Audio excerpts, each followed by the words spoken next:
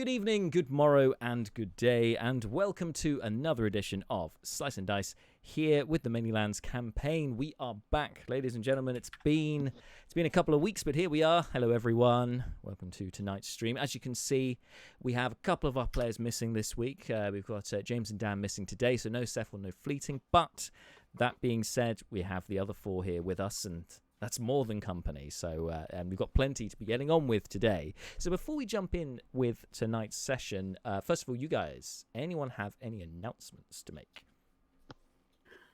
I have a shameless plug. Oh, God. Hang on. Oh, yeah. Shameless plug! Shameless plug, go ahead. Hey, okay, great. Sorry, you can't hear Because it. I can't. So sorry. Yeah, I can't hear it, so I'm just like, Jack, give me a cue. is there yet? Yeah. 3, 2, 1. Right. So I just wanted to make a plug for a podcast that I think a lot of people who are interested in what we're doing would also enjoy. If you like technology and nerdy bands, check out Text Message Podcast. Text Message Pod. It's available on most streaming platforms. It's run by a good friend of mine, Nate Langston, and Ian Morris, who also games with our DM and with Bart and yours truly, and that is hilarious in its own right. But we talk a lot about various techie current things, and I guess we've been going a lot down memory lane. I'm brought in as a shoehorner every now and then to talk about mocap or horses or weapons, things like that, things of this nature. So you can see it's a bit of everything, but pretty much always nerdy. So I think you should check it out. And just to add, as someone who has recently fallen afoul of this, text message, that is TECH apostrophe S message, not text message. Yeah. Text, the message belonging to tech. That's how you find it. So Nate is strong with the puns. If you do not like puns, you'll probably not like this show. I personally struggle sometimes.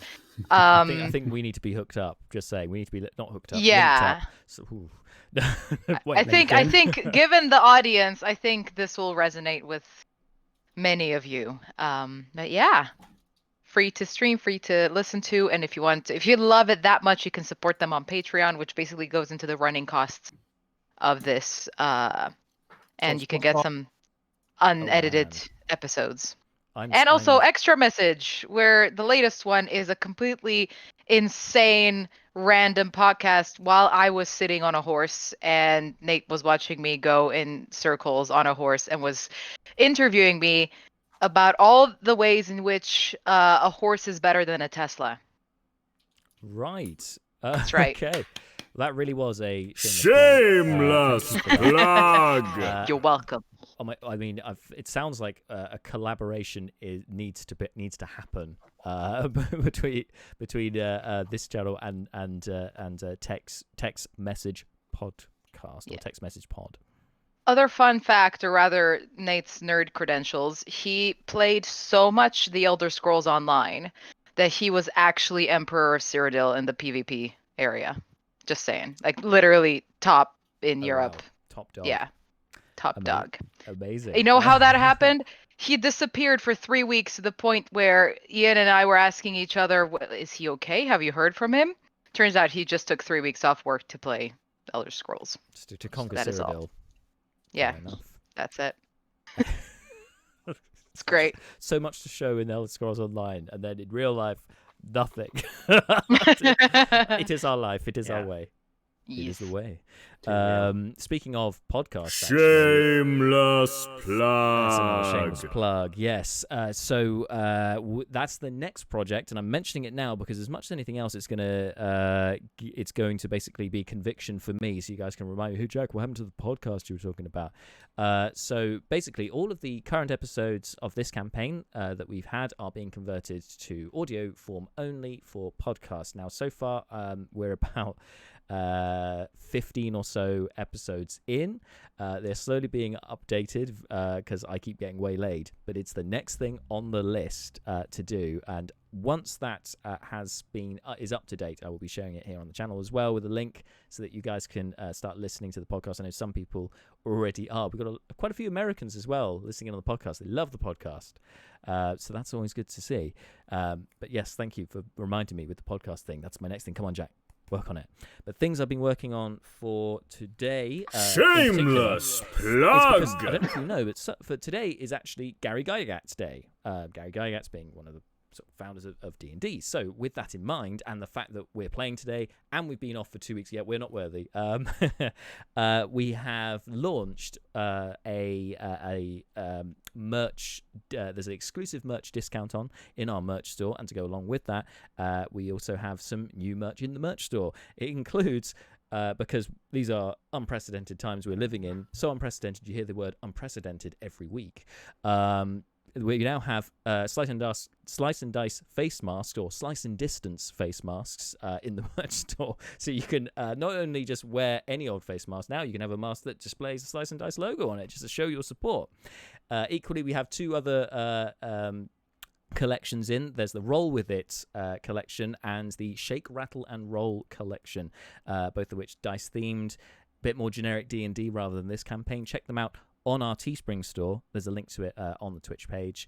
And as I said, there's an exclusive discount running this week only. So if you use the code GDayTwitch, that's all one word, GDayTwitch, you get 20% off. That's running this week in the merch store. So that's free for all of you to get involved with.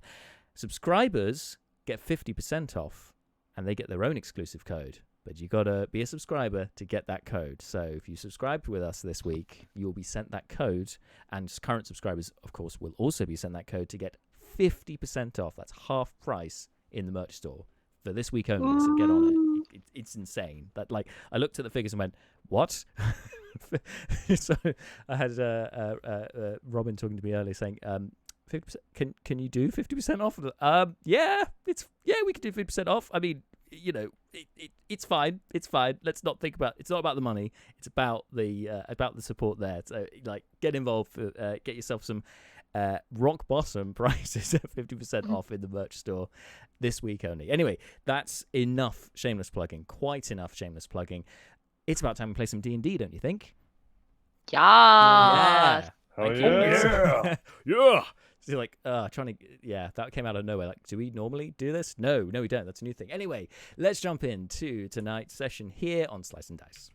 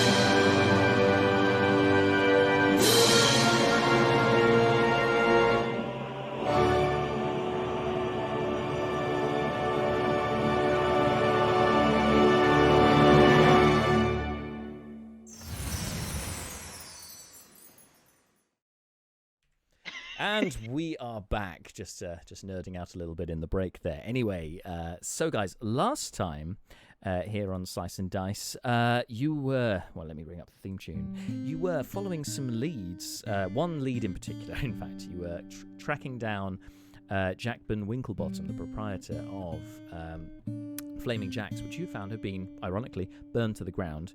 He had gone missing, along with the bone dagger, which you guys were seeking, as you had gathered that this dagger is wanted by the Red Mages. Tracking through the forest, after happening upon a centaur, a scarecrow, and other lions and tigers and bears, oh my, all the things, you managed to get to the edge of the forest and had just camped out, had a short rest. You were attacked by cockatrice. You managed to get rid of them, and also happenstance, you could make some cockatrice balm with their remains as well, which could prove useful to you for Lady Helene Grenforth, who you need to unpetrify. So you gathered that up, and you continued following the trail. The trail mysteriously disappeared, but thanks to Leobrin's gifts of detecting magic at will, he could see just about a very faint magical trail. It turns out that some sort of magic had been used to cloak Jackburn and his accomplice, who you theorized is Greenblade, the ranger. So you managed to pick up the trail, followed it, got to the lumber yard, and met a big furbolg there named Ox Tenleaf, who tends to a little conservation project at the lumber yard.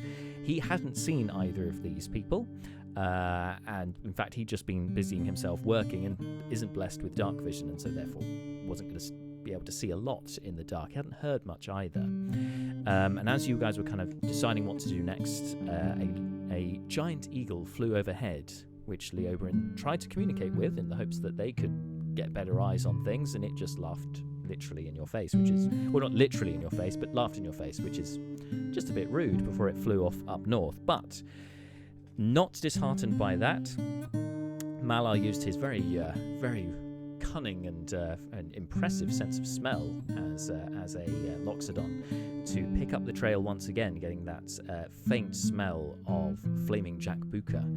And you guys followed the trail and found some footprints as well, and managed to follow it all the way down to the half road. But the tracks seemed to follow the half road away from Hilberg before suddenly turning north and heading into the foothills. You continued following that way until you lost the trail again, and it's here that you overheard some wolves. And again, Leobrin, with his impressive skills, being able to talk with the animals in Dr. Dolittle fashion, could then go up and talk to the wolves and see if they've seen either of these missing people. The wolves were not helpful. The wolves thought about eating you, or at least trying to eat you and attack you. Fortunately, they were dissuaded from doing so, and couldn't offer any more leads than that. It's at this point that then Malar used his last third-level spell to do sending to communicate directly with Jackburn to ask where he was. Again, things did not go that well, unfortunately. There was a lot of things that didn't go right last time. It's a lot of bad luck because Jackburn clearly hasn't experienced sending before, didn't know the limits of what he could reply back to, and so didn't manage to give the right information in the allotted words that he had. But Neris managed to pick up some kind of trail. She actually found some branches and bracken that appeared to have come from the road, from some gorse bushes by the road, and were not in the current vicinity. So they were definitely out of place, which would suggest that these creatures, that these two you've been following, had gone this way. But that in of itself was not enough, I think, evidence for the party at that point, and particularly with the hour growing late, you decided to head back to Hilberg and leave things at that for today, surmising that Malar could communicate directly at another time. So, arriving back, thinking, okay, we've got that didn't work, but we do have the cockatrice balm. Let's go and unpetrify Lady Grenforth. He went to the temple of Spark, Temple of the Eight, and applied both balms to Lady Grenforth, but unfortunately nothing happened. She was not removed from her petrification, which was quite a shock, because every time you guys have used it so far, it's worked. Every time somebody's been petrified that you found, you've used the balm, and it's cured them of petrification. So this is very strange that this hasn't worked at this point. So Ventrix II, the priest of the temple, offered to contact High Priestess Amakir in the hopes that she may be able to help with this situation with Lady Grenforth. And so with those two negatives of the day, finishing the day perhaps on a high, Brucon and Leobryn went to talk to Councillor Potter about their reward for the werewolf plot, which you guys had assisted in and had actually thwarted for the most part, with only three infected lycanthropic individuals, two of them being Greta Grouse from Loranlas, Captain Mandeville of Buracrin, and both of them now residing in the Temple of the Eight while you wait finding some kind of cure, and the third being Fleeting Look himself, who's contracted lycanthropy. But you weren't going to tell Councillor Potter this, of course. No, that would not be a wise move. So instead, you went to collect your reward, and she offered a house to the party. It was there were, of course, running costs involved with the house, and it was not and it was a difficult one, I think, for the party to decide whether they wanted to proceed with the house or not, but you agreed to go to a viewing nonetheless. Seth in particular didn't seem too enthused about the idea. And that's where we kind of left things at that point, as over the next few days you have some downtime in the lead up to the funeral for Argentia Summerfall, Neris's aunt, who sadly passed away inside captivity in the Red Mage hideout in Korak. So with those 3 days, you've had some time to get on with with other sort of leads and other things that your characters wanted to take care of. And so we've been chatting about this. And I'm just going to sort of focus on one character at a time, just to kind of figure out what's been going on. And before I go any further, before we jump into that, can I say a big thank you to Solbit, who has subscribed for 3 months on Twitch Prime. Thank you so much. Thank you, Solbit. Thank you, Solbit. Thank you, Talon. Just much day. appreciated. Thanks, Tom. Great guy. Thank you so much. And yes, I will be sending that discount code straight over to you after this stream. So first of all, My Grabthar's hammer, water savings. yes. thank you, Bart. Okay, so Malar, let's focus on you first, as you've been tending to the temple, and you've had quite a few things that you've wanted to look into. So first of all, as we had discussed in the session, Malar can, of course, use his sending spells to talk to Jackburn, and over the first couple of days, you communicate with him a few times, and you do get quite a bit of information from him. I have told you most of it already, but I'll summarize what Malar was told. Basically, Jackburn has gone underground. He's gone into hiding. He bought the dagger from a trader in Half-Reach, recognizing its worth. And yeah, was not completely surprised that somebody would come after him, but the dagger, that was a bit of a surprise. But he knew the worth of it, so as soon as the place was being decimated, he grabbed that before leaving. He got the sense he was being followed, which is why he went for the forest, happened upon Greenblade, and basically persuaded Greenblade to accompany him into the hills to make sure he was escorted across safely. To get to his underground safe house. He's only heard rumours about the Red Mages, but legends say the dagger was carved from dragon bone, so maybe that's why they want it. He's told Malar as such.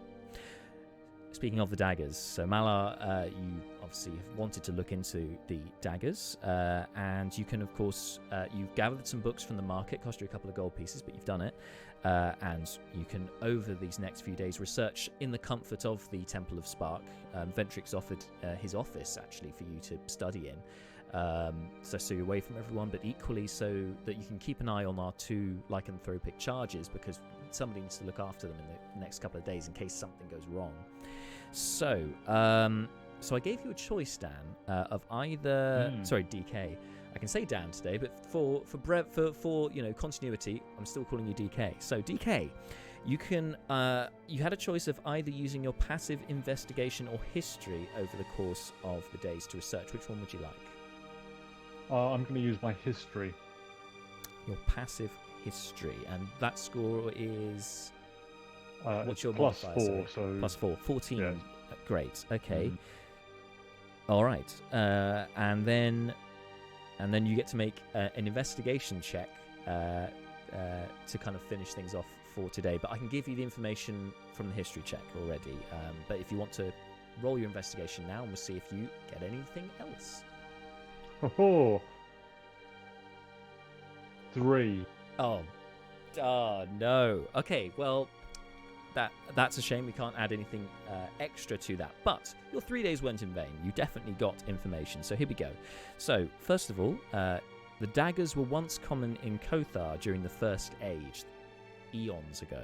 They were scattered in the years since the end of the Second Rachir War, which you know is during the Second Age, and have faded out of history since then. It's rumoured that the great houses of the Crowflies each possess one of the daggers as a sign of their ancestry and their right to rule. It's believed that it was their ancestors who fought and defeated Ushtag the Deceiver. Hold on, Jack. I think Dan's lost audio. I've just lost audio. I've just come back in. I'm back in. Oh no! I missed the first bit of this. You missed the first bit. I literally, as you went, oh, here we go, everything cut out. That is the streaming gods have a sense of humour, don't they? Okay, let me say that again then. So the daggers were once common in Kothar during the First Age, eons and eons ago. They were scattered in the years since the end of the Second Rachir War during the Second Age, and have faded out of history since then. It's rumoured that the great houses of the Crowflies each possess a dagger as a sign of their ancestry and their right to rule each of the great houses. It's believed that it was their ancestors who fought and defeated Ushtag the Deceiver, the great red dragon, and they were since they were the first humans to settle in the Manylands. And as you are a Bureaucran scholar, you will also know that it was essentially an alliance of humans, dwarves, and some halflings who managed to fight the dragonborn armies of Rachir and defeat Ushtag the Deceiver, the great red dragon, during that fight. So you've got some information about the daggers. It's definitely linked, it seems, to the dragons of old, made of dragon bone supposedly. And as I said, each of the houses of the Crowflies apparently possess a dagger. That much you know. Solid homework, Malar. A+. And would you believe? Okay, Brukan. Would you believe that there's a lot more information here as well? There are 4 more tiers I've made just in case you rolled really well, but you got some good stuff there. All right, so in addition to that, Malar has been trying to experiment with this lycanthropy nonsense to try and figure out how this works and how they can prevent any sort of turning going forward. And specifically, you wanted to try out feeding silver to Fleeting Look. Unfortunately, Fleeting Look went MIA during the first day. In fact, you didn't see him or Seth after that evening when you came back to Hilberg. After the discussion about the house, they disappeared. They went to stay at the inn and haven't been seen since. But you do have 2 other charges that you can experiment on with the silver. You've got some silver powder, which Ventrix is giving to you. The use of the words "experiment on" repeatedly give the whole thing a very different feel. Like it almost feels like every time you say "experimented on," there should be a little steepling of the fingers and every time you've been experimenting on them. You've been, carrying out his philanthropic work. Obviously, it's for the good of the world, to rid the world of. Anyway, so you can experiment on Greta Grouse or Captain Mandeville. It's entirely your choice of which one you'd like to use. You could use both if you prefer, and yes, you can use a small supply of silver powder, which Ventrix has supplied you with. So, Malar, can you make a medicine check for me, please? Okay. Yeah, all right. Here we go. That's a 19 on the die with +7, so 20. Damn, bro. Nice. 27. Amazing. Okay, so 26. Yeah. Okay. So your experiment goes very well in a weird way. So which one were you going to use the powder on, or was it both? Following scientific methods, you've got to factor out all the variables. So both. Both. All right. Okay, so you feed them the silver, And as soon as they take it, their breathing becomes quite stilted, and they appear to be hyperventilating. Then they start convulsing and kind of spasm and fall to the floor. And as they spasm down there for a few seconds before suddenly they both go still, and you're aware that they're starting to die. So you can. What? Yeah. The What? silver has had an effect on them. Clearly, they don't like silver, and they are now currently dying. You can try and resuscitate them. Obviously, you've got spells and things. You can just bop them, but they are, for mechanical sake, they're on death saves. I'll burn my divinity. Throw 12 points of healing. Just divvy out between them. Okay. Yeah. So you managed to bring them both back, and when you bring them back, it seems that it seems the silver part has passed through their system upon them dying. So, yeah, experiment successful. Silver pretty deadly to these lycanthropic individuals, particularly in the amounts that you gave to them. It seemed to have worked very well. I hope that helps in your in your quest so far. But yeah, well, we now know how to kill fleeting. We just have to spike. Chuck silver down him, and yeah. Ugh, okay. But speaking of curing fleeting, you wanted to research the filter or whatever the cured curse vial that you were given. Clearly, such a thing exists. You've been told before they're quite rare, but they had one at Hilberg, so you wanted to find out more information about where you could possibly find one more. So there are 2 people in town. Well, there would be 3. There was that halfling sort of potion trader who was a little bit unscrupulous in where he got his wares from, and seemed a little bit distrustful to you lot when you were talking to him in the market some time ago. But aside from him, there is Councillor Potter and Phil the Trader, who you could talk to. Which one would you like to ask about the filter? Remind me who Phil the Trader was. He's the one who's had this potion No, for 2 years. No. Councillor Potter. Okay. Just, Very wise. no. Very wise. He'll come back one day, Phil the Trader. Anyway, okay. So talking to Councillor Potter.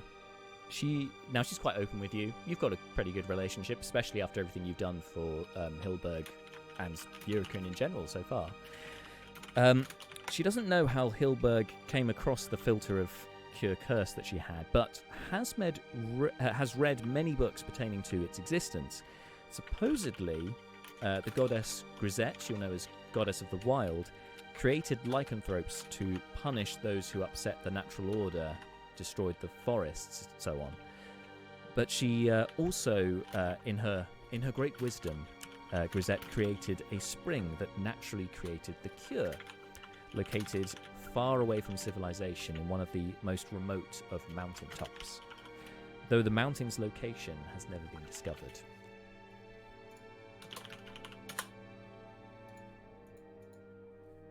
So, do I get any sense of where that might be? Just the top of... Like, do I get a continent or a climate it's within the Manylands. They're fairly certain it must be somewhere around here, particularly as Hilberg itself has one. Between you and Councillor Potter, you've probably deduced that if Hilberg has one, then it would, logic would say that perhaps the source of the cure is also within Eurocrin, or at least on the island. Maybe it's in Richir, but it would certainly seem to be in this peninsula, I guess, of the Manylands. Okay. Well, okay, that's something. Yeah, okay, that's a lead. Followed. Cool. Okay. And then finally, we wanted to figure out how to to bring back Lady Grenforth. So after High Priestess Amikir was notified about the situation, on the second day, you she communes directly with you in Ventrix's office via the Sending Stone, which, as you know, all of the temples within Burikrin have these Sending Stones. It's the way for the priesthood to communicate and, push forward the mission and so on. Make sure everyone's singing from the same hymn sheet, pun intended. So she's very pleased with you of finding the Lady Grenforth, though obviously troubled by the situation, and so she offers to send you a scroll of greater restoration if that would help in the cause. It will take a few days to get to you, but she'll send it on her way. If that doesn't work, they'll have to think of something else. And she also notes that carry on this way with your cause and preserving life in the way that you do, and there may be a priesthood in it for Malar himself. Maybe he'll get a temple of his own one day. But yeah, seal of approval. You're doing well, my friend. And I think that's everything for Malar. So we're talking a little bit about shopping there in the market. So this neatly going to segue onto Neris and what you've been up to in the downtime. So Neris. Oh my god. So obviously you've been staying for free with your uncle Brinlan at Summerfall Carpentry. He is of course a carpenter himself, and so you have quite been shadowing him almost to the point of literally being his shadow. How close you've been standing to him as he's been working. He would have got annoyed in other circumstances, but as it's you and he feels very protective of you, he's glad that you're close by, and you spent the last few days kind of apprenticing him. Well, also I want to point out that Neris has been asking a lot of really annoying questions, so I'm sure that testing his patience is key here. What you do? What about now? How about now? What's that? And he embraces it with good humor, and I think he remarks even that you remind him of a younger version of himself when he was but a lad. Starting out in the carpentry, and asking questions is never a bad thing, even if they are annoying. Except he wasn't on fire, which is probably a good thing for a carpenter. No, exactly. But we'll get back to him because obviously, as I said, shopping spree, that's what you've been up to as well. So you went to Bits and Pieces, the gnomes there, Bantam and Bell quickly. Oh, I know exactly what kind of thing you are after. Did Leo come with me in the end? Leo came with you, yes, because this happened before. This happened before you talked to the counselor, I think. But so this definitely happened. Yeah. Well, I just want to say because I feel like in a shop like that, I would need the street cred of Leo's rough. Yeah. Given how unfashionable I am in my red priest robes. Yes, exactly. And I will.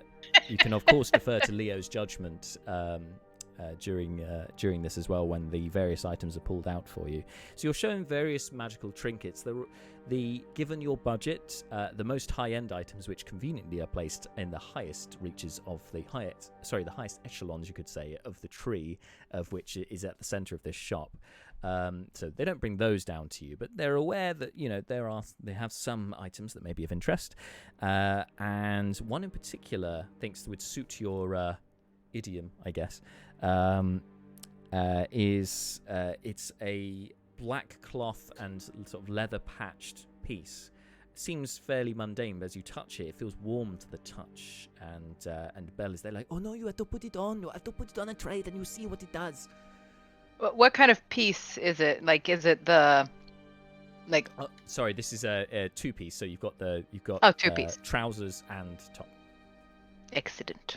It's long sleeved Excellent. top, quite high necked as well.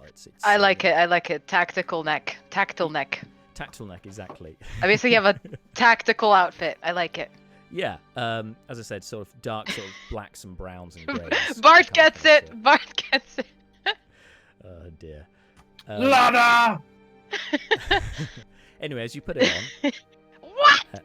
As you when you try it on, yes. You see these embers that start appearing on it, and this light smoke starts wafting from it as well. Pass your hand through, and you realise that it is an illusion. It's not really on fire, but it gives the illusion that it is smouldering. It is an outfit of smouldering. Exactly, and I'm gonna come out of the dressing room and go like, oh my god! And Leo? This gets approval. This is fucking cool. Leobrin has Good. been yeah. So on the initial trip in, Leobrin will have using his cloak of whatever the cool Many thing is that means fashions. it changes. Cloak of many fashions, Yes. and possibly the mask. Will have matched his or themed his outfit to match Neris's original one, and will now try and re-theme it to match her current one. Excellent. So you have like a couple of flame motifs appear on an otherwise Yeah. quite dark. Feeling cloak. inspired. Yes. Very nice. So you guys can match, coordinate. So in addition to that, you are shown round the various trinkets they have here as well. Like perhaps some jewelry would be more liking. She nods eagerly. Two things are pulled out for you. First of all, they have various non-magical ones, but they recognise you like the magical stuff, so they're going to push that a little bit. First thing is a key on a necklace. They tell you this is a mystery key. It opens a lock, but we have not found it. It could be any lock.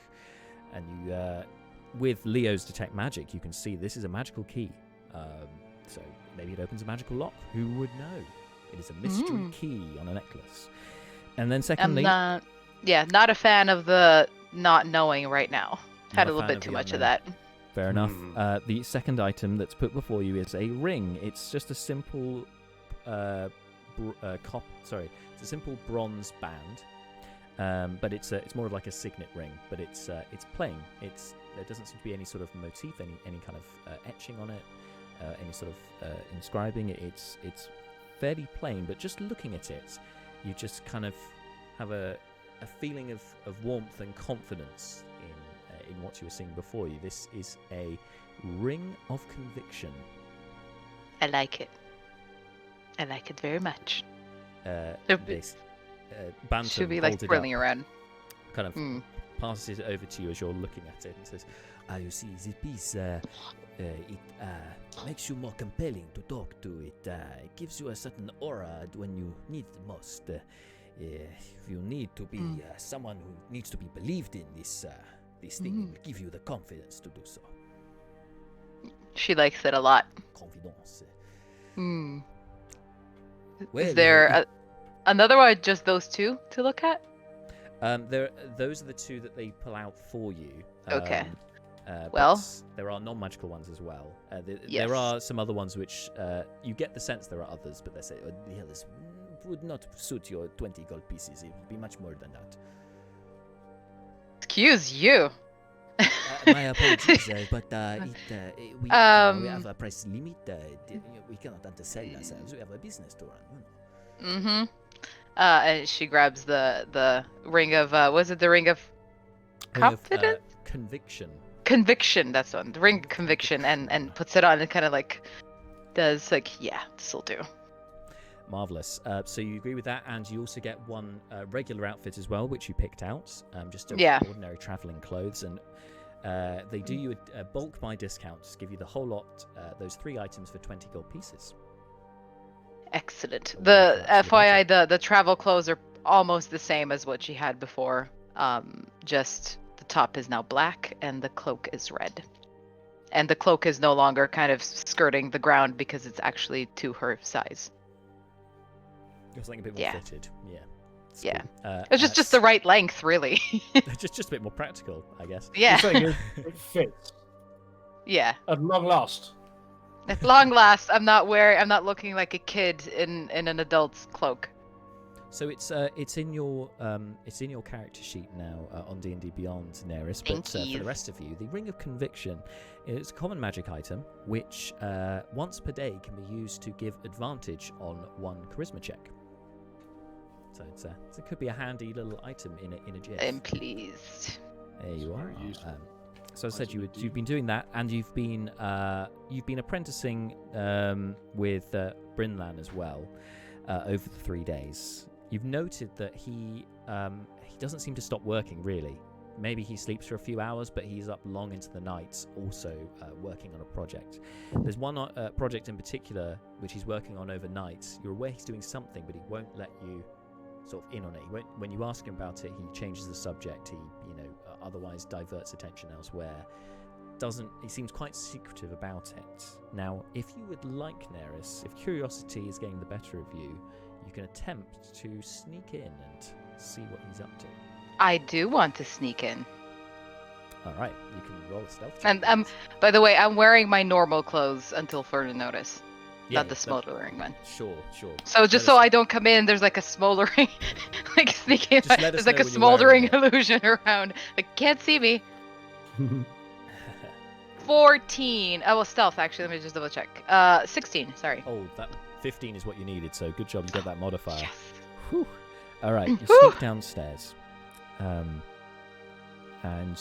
it seems that he's kind of enraptured in his work. He almost seems kind of possessed by the job that he's doing, and working feverishly. His arms just continually moving as he's grabbing various instruments, implements, and carving into this block of wood. Now, when you sneak down, it's probably going to be day 2 or 3 by this point that you go down and have a look. But he moves to one side, out of the way, and you get a glimpse of what he's been working on.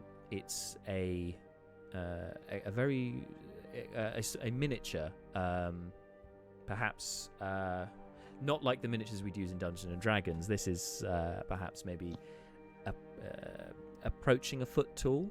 It's a wooden carving, a small sort of wooden sculpture, and you recognise the kind of the quite prominent straight nose, the flowing hair, and the elaborate dress. This appears to be a wooden sculpture of your late Aunt Argentia that he's making. That's right in the feels right there. Right in the feels. That really hits me where I live. Exactly. Right. So she decides not to disturb him and just kind of fades into the mist if she can. Like the wood elf Boop, thing, boop, boop, boop, boop, boop, boop. I'm just spewing the smoke. Cool. Yeah. That's what Neris gets up to over the 3 days. Next up on our list, Leoberin.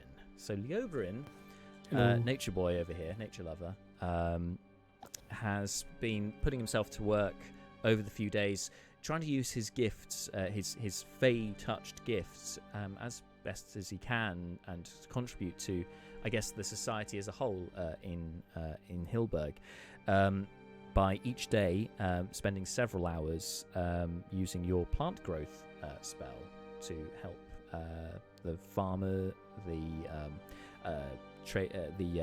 conservationist, and others. So the first day, you go to Ox Tenleaf, the firbolg that you met at the lumberyard. As you notice his conservation project and his small saplings, you're free to use your plant growth ability, and through 8 hours, I believe you said it takes. It's 8 hours of it casting increases growth for a year, which is like within within a day's work for you, it increases growth for a year. So these saplings shoot up in this 8 hours. It's very impressive. The Ox is made up by your work, and he offers to do a carving for you in the future should you need it.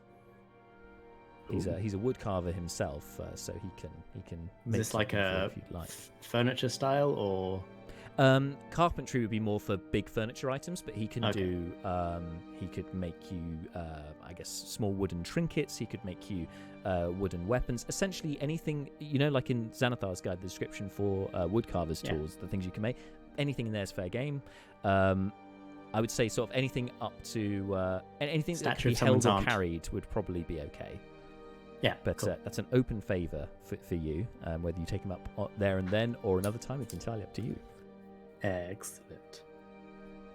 Day 2, you head over to Rackfoot Farm, which you guys remember is where the sheep had been slaughtered by a werewolf, as it turned out, with the incomprehensible Randall Shepherd and his wife, Giselle Shepherd.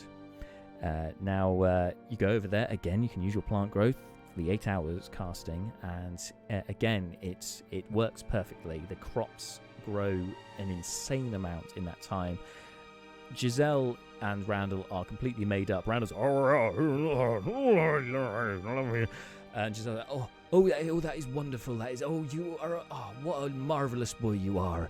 I don't know if this is much in thanks. We are but humble farmers, but well, you helped make it, so it's yours. She gives you as much food as you can carry. In fact, she gives you 40 days worth of rations.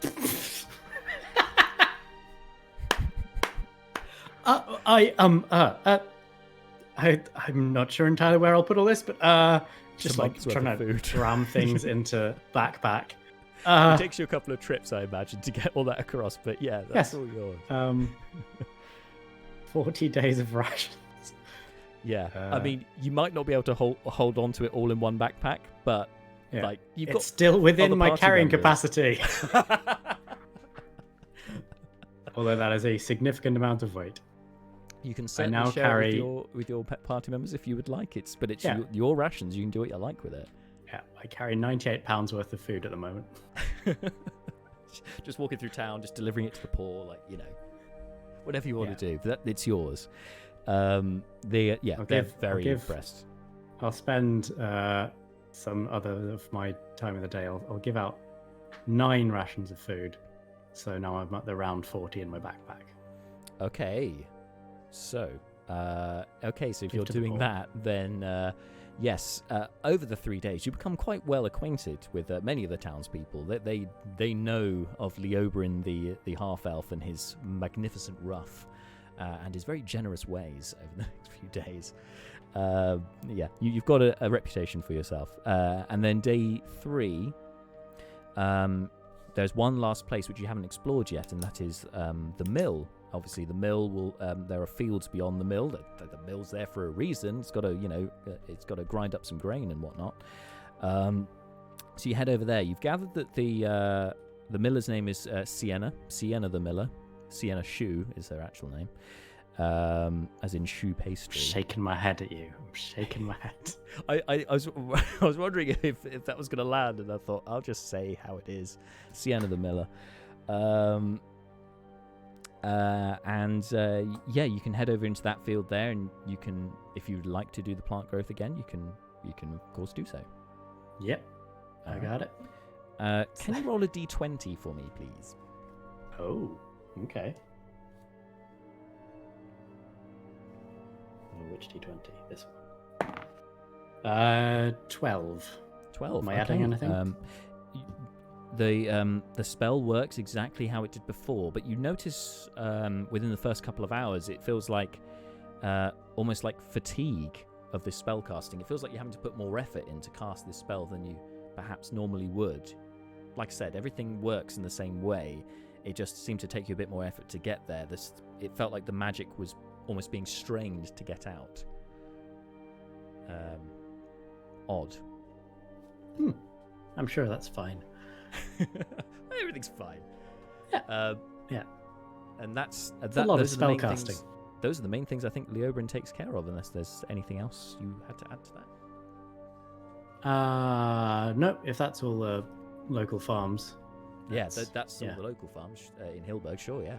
8 hours of HPJ. I'll for full description, all plants in a half-mile radius centered on where I'm casting become enriched for 1 year. The plants yield twice the normal amount of food when harvested. They're going to have a good time. Especially if we're in autumn anyway, and this is when they would be gathering the harvest. You've basically doubled their output in 1 day, which is insane.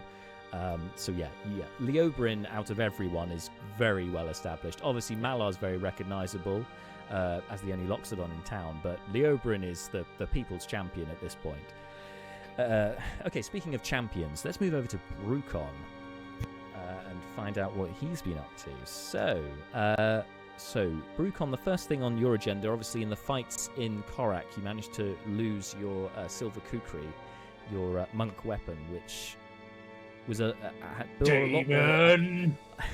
bore a lot more significance to your character than perhaps would be appreciated by many of the other party members. This wasn't just about symbolizing your time at the Barkfang Monastery. This was symbolizing a break with tradition, a break away from your family, the Rumbleguts, that you've kind of, in a manner of speaking, have kind of disowned. You've moved on to a different style of life away from that life. And so you have, so you've been wanting to get a replacement of some variety. So there were a couple of options for you.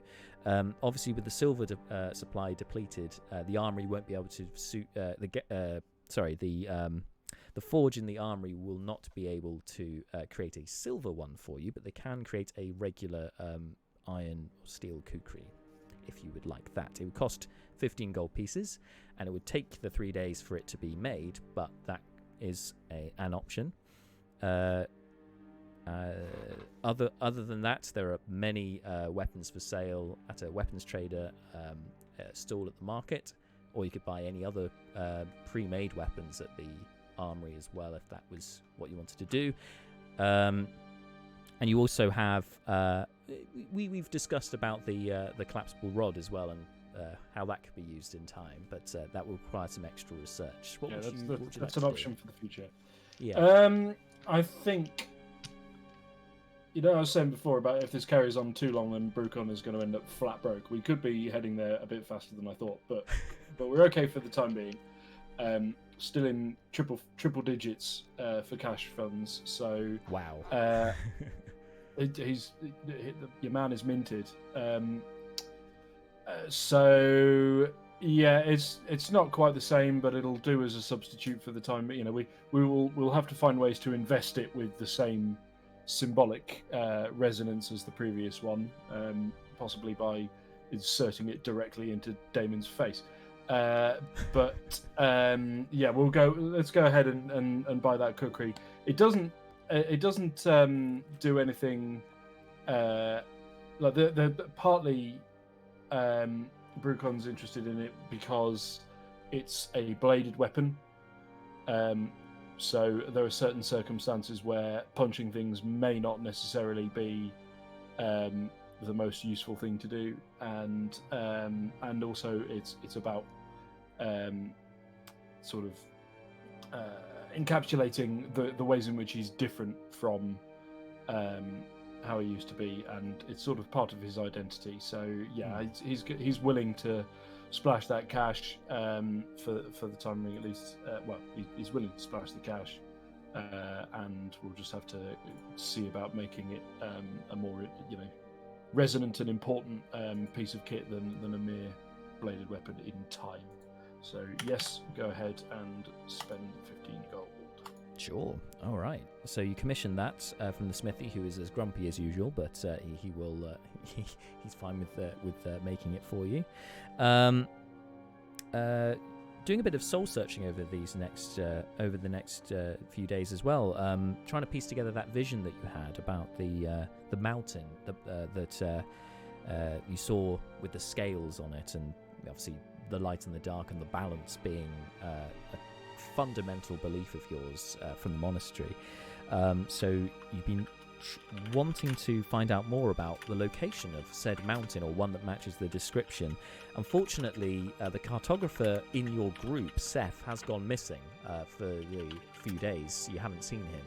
He would be a good person to ask, as a cartographer. He's surveyed the lay of the land. In fact, he was exploring the mountain, the foothills of the mountains, before he kind of happened upon you guys, so he would be a good person to ask. But with him out of the way for the time being, you can do some investigation yourself. So I gave you the option of either you can do a passive investigation check, a passive investigation, so we use your passive, or you can roll, and either way we'll see how far you get with that.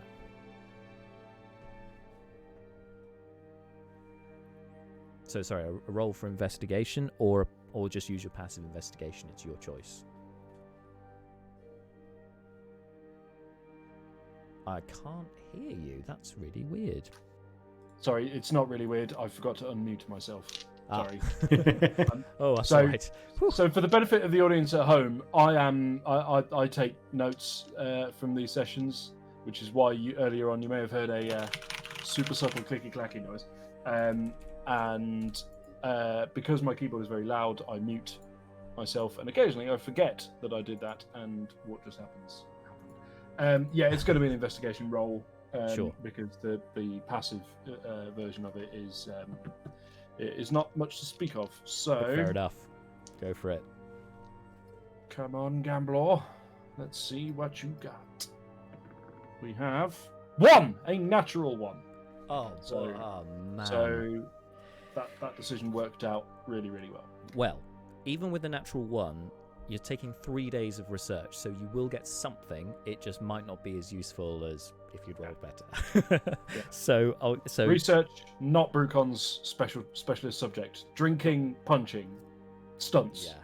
These are things at which Brucon excel. And it could partially be as you've chosen as your study area, much like many students have fallen afoul of the inn as a place to study, which obviously means you get distracted by the booze instead. It's what happens, or talking to people. You think, oh, be so productive here, and it just doesn't work out. You do, however, garner from your various chats with the townsfolk and other sort of wandering folks who come through the town. You do gather that, I mean, if there's going to be a mountain around here that's going to fit the description of the one you saw in your vision, it will be somewhere in the Rachna Mountains for sure. The Rachna Mountains being the ones, the Rachna or the Rakgurut Mountains, which are to the north of you, to the north and the northwest, I believe. Somewhere around there. There's sure to be one around there somewhere. Yeah, let's go have a look around. Unfortunately, that's all you get with a natural one. I'm so sorry. But yeah, It's honestly more information than I was entitled to off the back of a critical failure. So well, it's something we that's touched on absolutely fine. before, where it's like some checks shouldn't. I feel like some checks can't be just a pass or fail. Some of them can, but like with research, it's like you get something in your research. You can't get nothing, but that you get the bare minimum. So there you go. So with that out the way, on the third day, you can collect your kukri, and then on the next day. Do have one other thing to do before the next day, sorry, while go all ahead. this is going on. So basically, I had forgotten when we were discussing this. Oh, that okay. There's an important and special event coming up, and Brucon is nothing if not raised to dress to impress. And to dress for the occasion. So Brucon is also going to check out some threads. Oh boy! he's gonna Yes. Go for something more formal. Okay. Yes. So you get bits and pieces is the place to go for clothing. They're well known for that, and Neris has not stopped talking about it since she got her new threads from there. Leobrin also, with his Cloak of Many Fashions, you're aware he got there as well. So yeah, they're you've got two people championing this store. So that would be the first point of call. I'd say. Becomes very highly recommended. Of course, you are one of the adventurers. We have many classy, formal attire to suit your means. And he points out various formal wear to you. He says, but if you are looking for something extra special, I have this particular piece here. And he pulls forth. It's along with just a standard suit. This is a 3-piece suit, and he particularly highlights the waistcoat, which itself seems to be made of it's a brown silk. But a sort of brown burnished gold, I'd say, kind of thing. But when you look at it, the light catches on it, and it seems to gleam and sparkle. And he says, "This waistcoat here, it never gets dirty. It always maintains its cleanliness, and it always sparkles a little bit, so you can always look good for the occasion." Oh, so you're speaking my language. That sounds splendid. Gosh. Oh, to think what I could have done with a material of this kind in my misspent youth. Well, no time to sit in bitter regret. How much would you ask for this magnificent? The waistcoat. This is the waistcoat of gleaming. It is 10 gold pieces, and then to throw in the rest of the suit as well, that would be altogether it would be 15 gold pieces. Brucon looks at his money purse.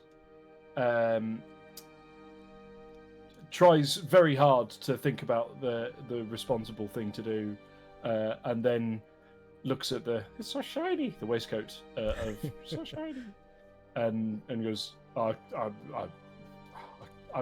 couldn't live with myself if I turned something like this down. Deal, and forks over the 15 gold. Marvelous. So other things Brucon is not good at: haggling. Oh, well, yeah, somebody's got to have a blind spot, I suppose. Everyone has a blind spot.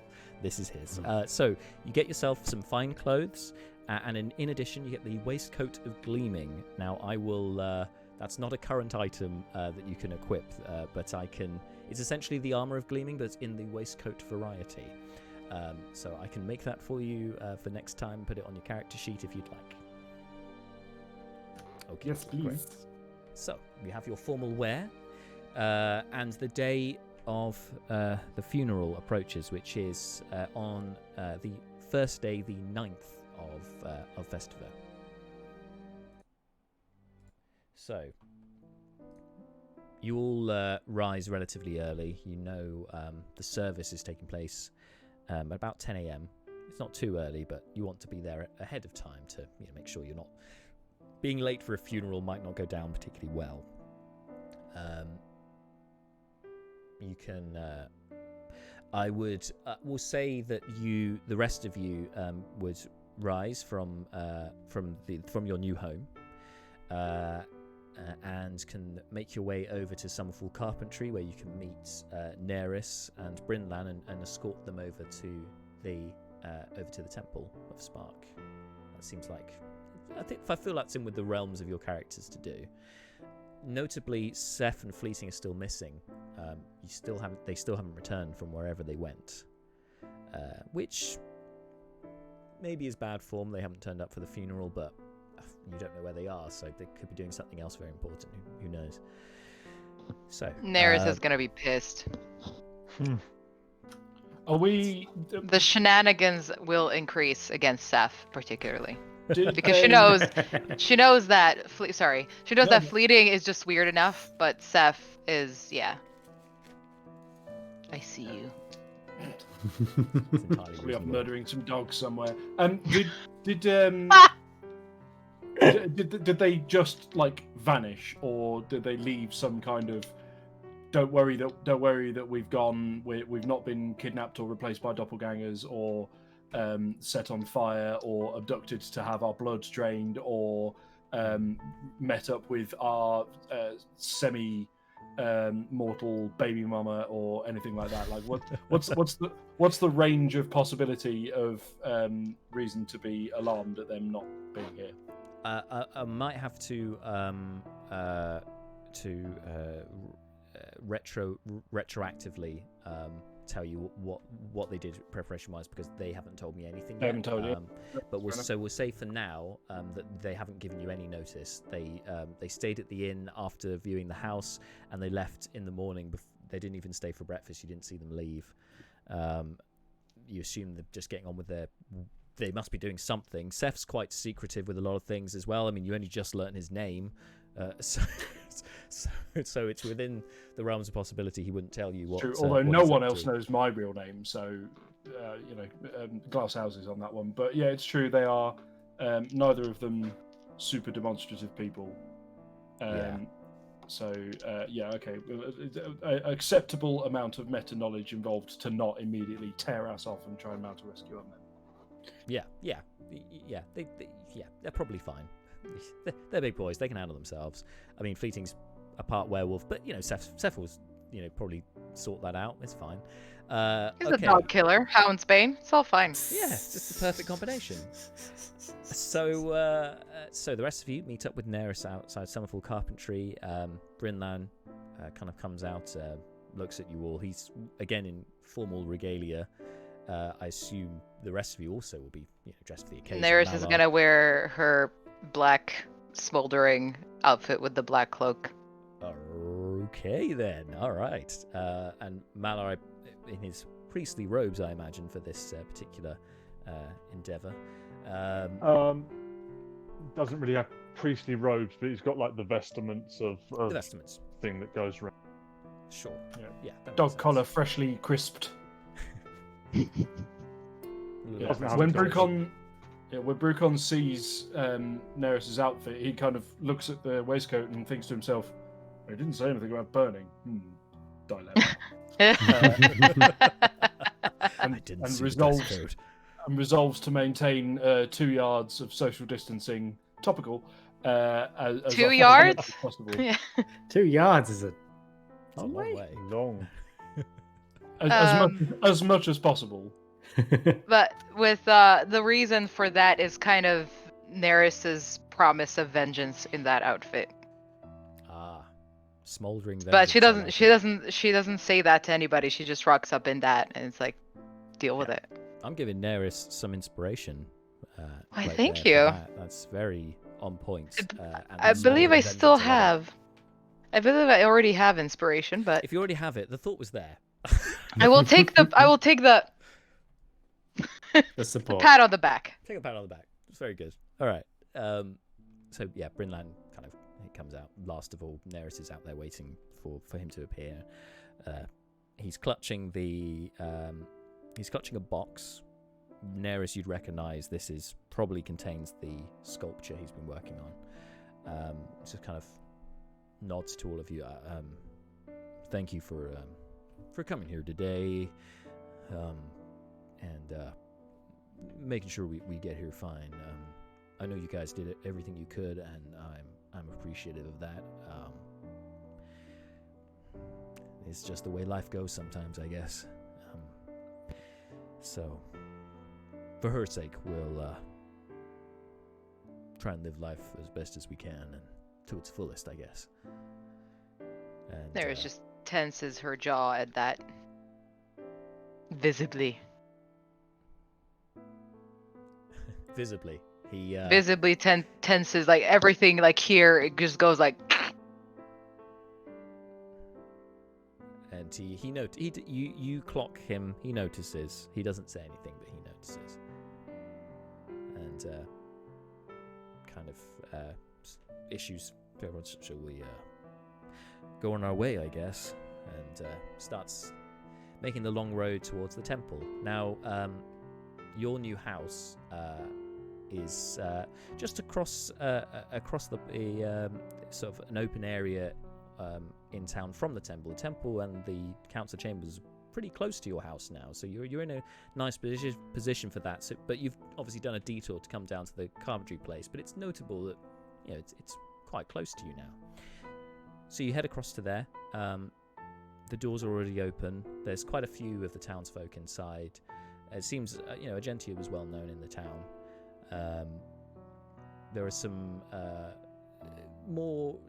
very respectable looking members of the community. A few you recognise, some of the shopkeepers. There's one family in particular you don't recognise by name, but they're very well dressed, like far too elaborately for this occasion. They seem to be people of wealth, but faces that you have come across before. You recognise their faces. You don't know who they are, but they are townspeople. And Brian Obadiah, the deacon, is at the door and kind of greets you as you come in. A very large, friendly man. Yes. Come on in. Good to see you. And even despite all of this, he still has that a modicum of levity about him. He chuckles a little bit in just seeing you with a very warm smile, but maintains a social veneer. In regards to the situation, he seems to be welcoming. Lets you all in, and you all take your places inside the Temple of Spark. And Ventrix stands in the center on the up on the plinth in the middle, and Brynlan comes up to the side there, and he waits at the bottom of the steps to this altar.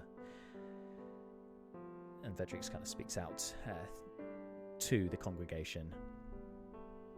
Well, this is never an easy day when someone so full of life disappears into the dark.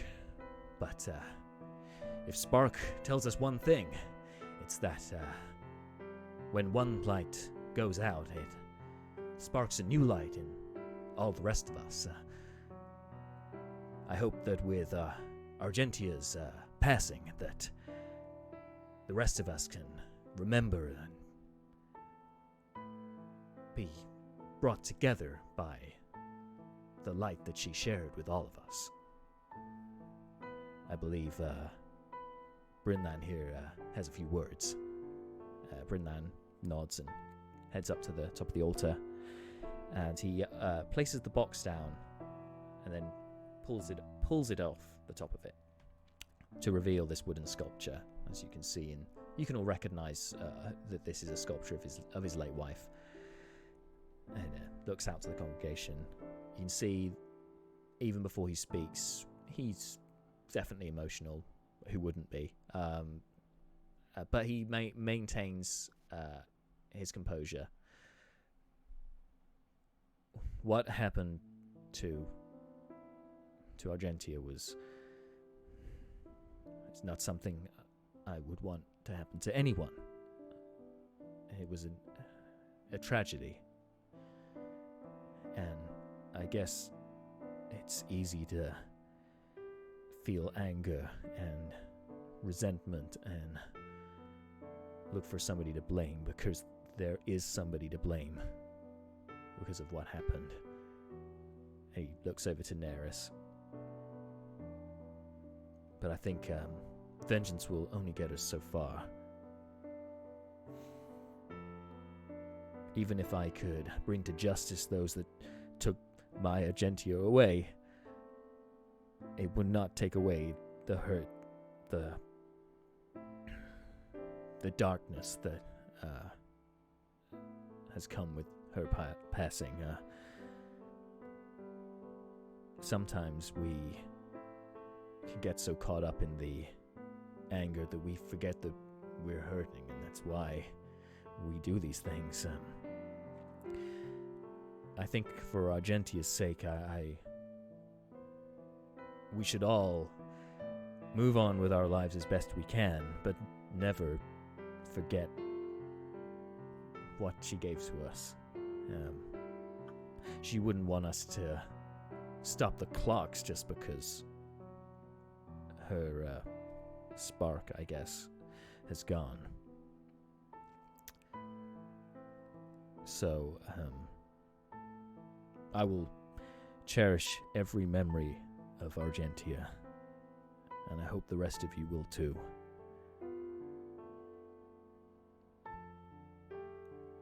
That's really all I have to say, I think. It's all about the good times, and I hope there are more in the future.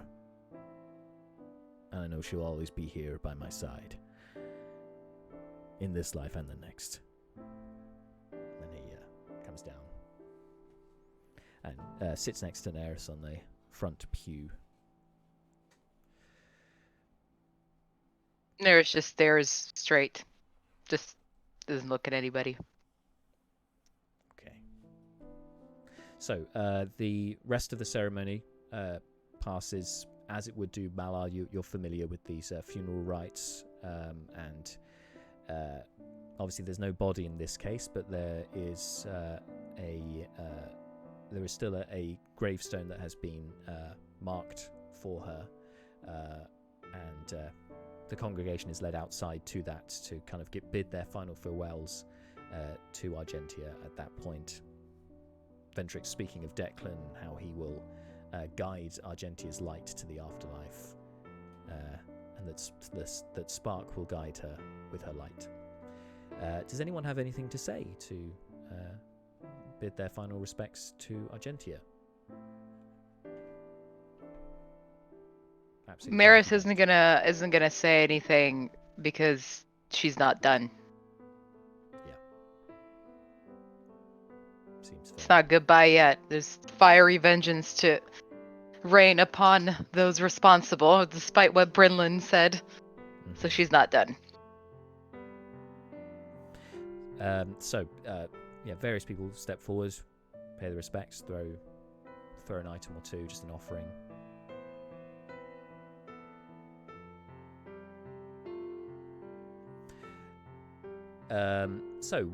With that ceremony taken care of, the wake then happens. It's held at the Trickle Inn. You guys are very familiar with that inn, and it's some light comes back with that, some levity. Once a few drinks have been poured, it's clearly there's sadness, but people are trying to make the best of it as they can. When the alcohol starts trading hands, things start to spark, pun intended, into life a little more from the kind of morose atmosphere that's feeling before. So at the very beginning of the wake, like basically once appropriate, Neris grabs like an apple or something, like food, and just a giant goblet of wine, just goes outside. She's not mingling with anybody. She's just outside. She's gonna be staring and plotting her revenge outside. Brooding. Sure. Brooding outside in her smoldering illusion. Makes sense. Brucon, meanwhile, will be helping himself liberally to the drinks on offer and having an involved conversation with whoever will listen near to him at the time about the qualities of the drink and in what respect they represent a suitable libation for a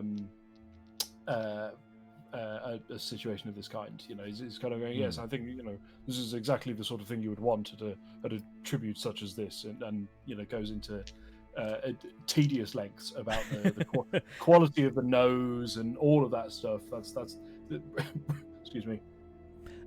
Is Brucon trained in persuasion? He is, as it happens. Marvelous. Well, in which case, you can make a persuasion check, but because of your background and proficiency with brewer's supplies, I'm going to allow you double proficiency on this check. Sweet. Okay, so that would mean... okay, so this would be plus 8. 15, thank God. 15. Okay, so with a 15, you talking to very well. It's actually the patriarch of that well-dressed family that you noticed at the funeral, and he takes on board the notes, and he agrees wholeheartedly, and offering his kind of 2 cents on the wine and the beer as well. Before he sort of slips into the conversation, well, this goblet you're drinking out of, it's one of our own. I'm sure you've heard of the Potters of Hilberg. Oh yes, of course. Famous vintners. I'm delighted to have made your acquaintance.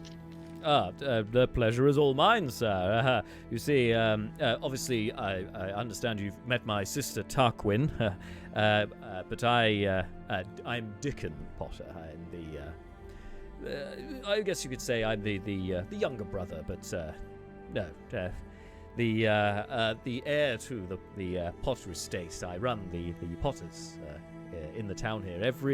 Every clay item that you use here, every goblet, every plate, every bowl, has all been made by the Potters here. In fact, Hilberg was actually founded upon the clay deposits that we found here. I'm sure aware of the fountain in the center of town. It was my family that first chiseled away and liberated the clay to then set up shop here. It's what put Hilberg on the map. Oh, you don't say. Well, that's fascinating. Please Tell me more. And he does at great length, but we will not continue that No, conversation yeah. here. It is too tedious, even for me. But he keeps you busy anyway, chatting about that. As for Malar and Leobrin, what are you guys up to during the? How do you spend the rest of the time here?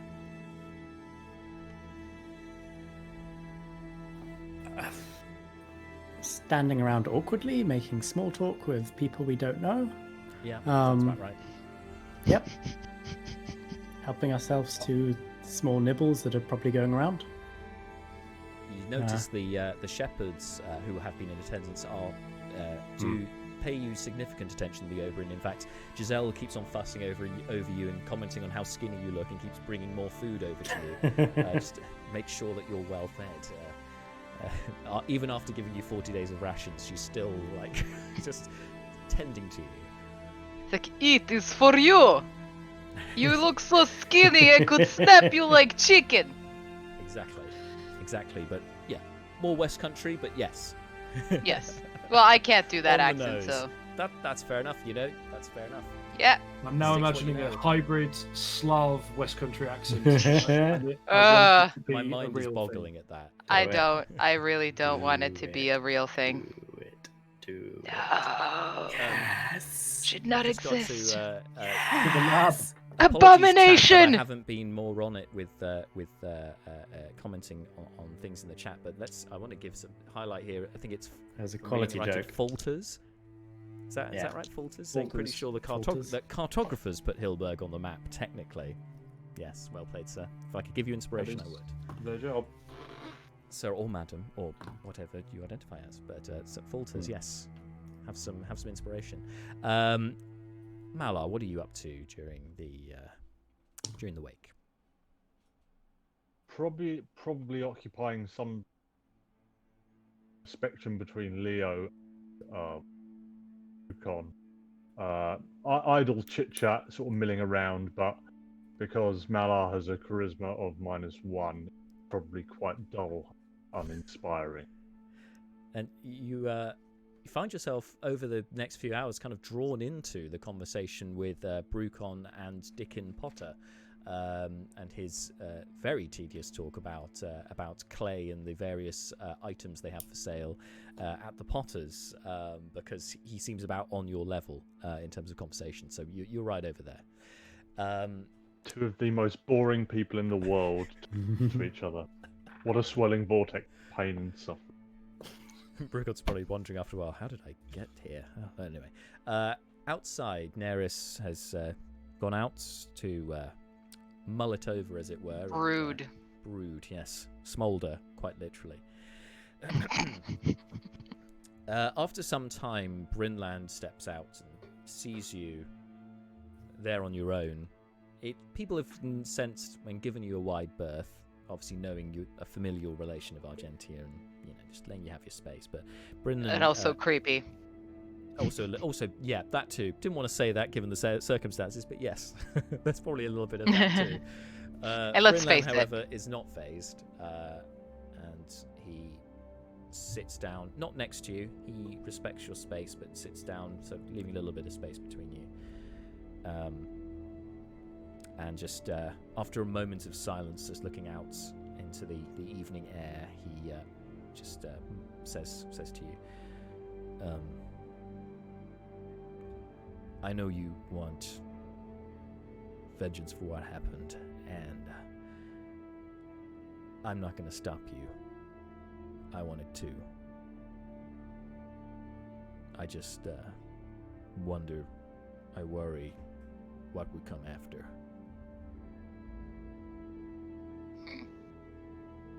Oh, well, I guess we'll see. Burning and screams. That's pretty much it.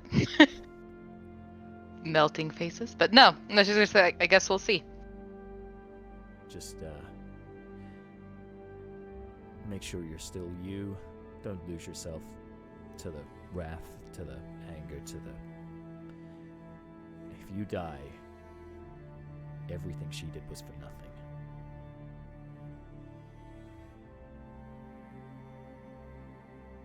She wouldn't have to do this if it wasn't for them. that.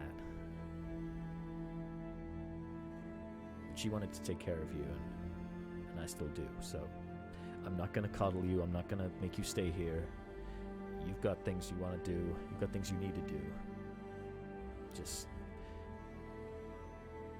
look after yourself, please. I will. Okay. And I'll look after I've got. you They've. as long as you're They here. haven't just. Yeah, they haven't just pissed off me. They've pissed off some of my friends, and I can tell you they're pretty stabby themselves. So it's not I gonna can- be just me chasing her. I can imagine. If I was half as gifted as you are, I would join you, but my place is here. Anyway, I've had enough of small talk for this evening. You should. I'll let you get back to your friends, but I think I'll call it a night. He picks himself up, starts heading towards the carpenters. She just kind of looks looks at him walking away, kind of thinking whether she's gonna see him again. But back to brooding. Back to a regularly scheduled brooding in a Alright. cloud of smoke and embers. Meanwhile, inside, so the rest of you making small talk, kind of distracted, as suddenly you hear a glass smash in the pub. Everyone goes quiet and turns around, and you can see one figure, a lady. Actually, some of you will recognise from a few days ago, before you left for Flaming Jacks. There was again. Even now, just like she was then, seems quite pickled lady, swaying, but she seems very emotional, crying out. It says, "She took my son! He took her! He took him away! It's bad enough and they leave you, but now it takes Will as well!" And next to her, this human female, sort of with this bronze skin, long dark hair. Next to her is this. You recognise Jenna Paisley, the captain of the guards, who's also there. She has she actually, from seeing the two of them together, they look kind of similar. Not just in terms of their facial features seem to bear a similarity. Obviously, with Jenna in her armor, as would be the case as the captain of the guard, she seems to be looking around at everyone kind of worriedly before focusing attention back to the lady. Sis, please, calm down. Not here, okay? Not here. And the woman seems unfazed. The drink seems to have overtaken, and she's really making a scene. What? They took him to the mill! I know what they're doing out there at the mill! They've taken Will there! I'm gonna get him back! Jenna faces Lily, please, not now. Right, come with me. And picks her up and starts taking her out of the inn. Everyone else is silent. As they're being dragged out, she kind of looks over to Leobrin, who's actually kind of on his own at this point. She's like,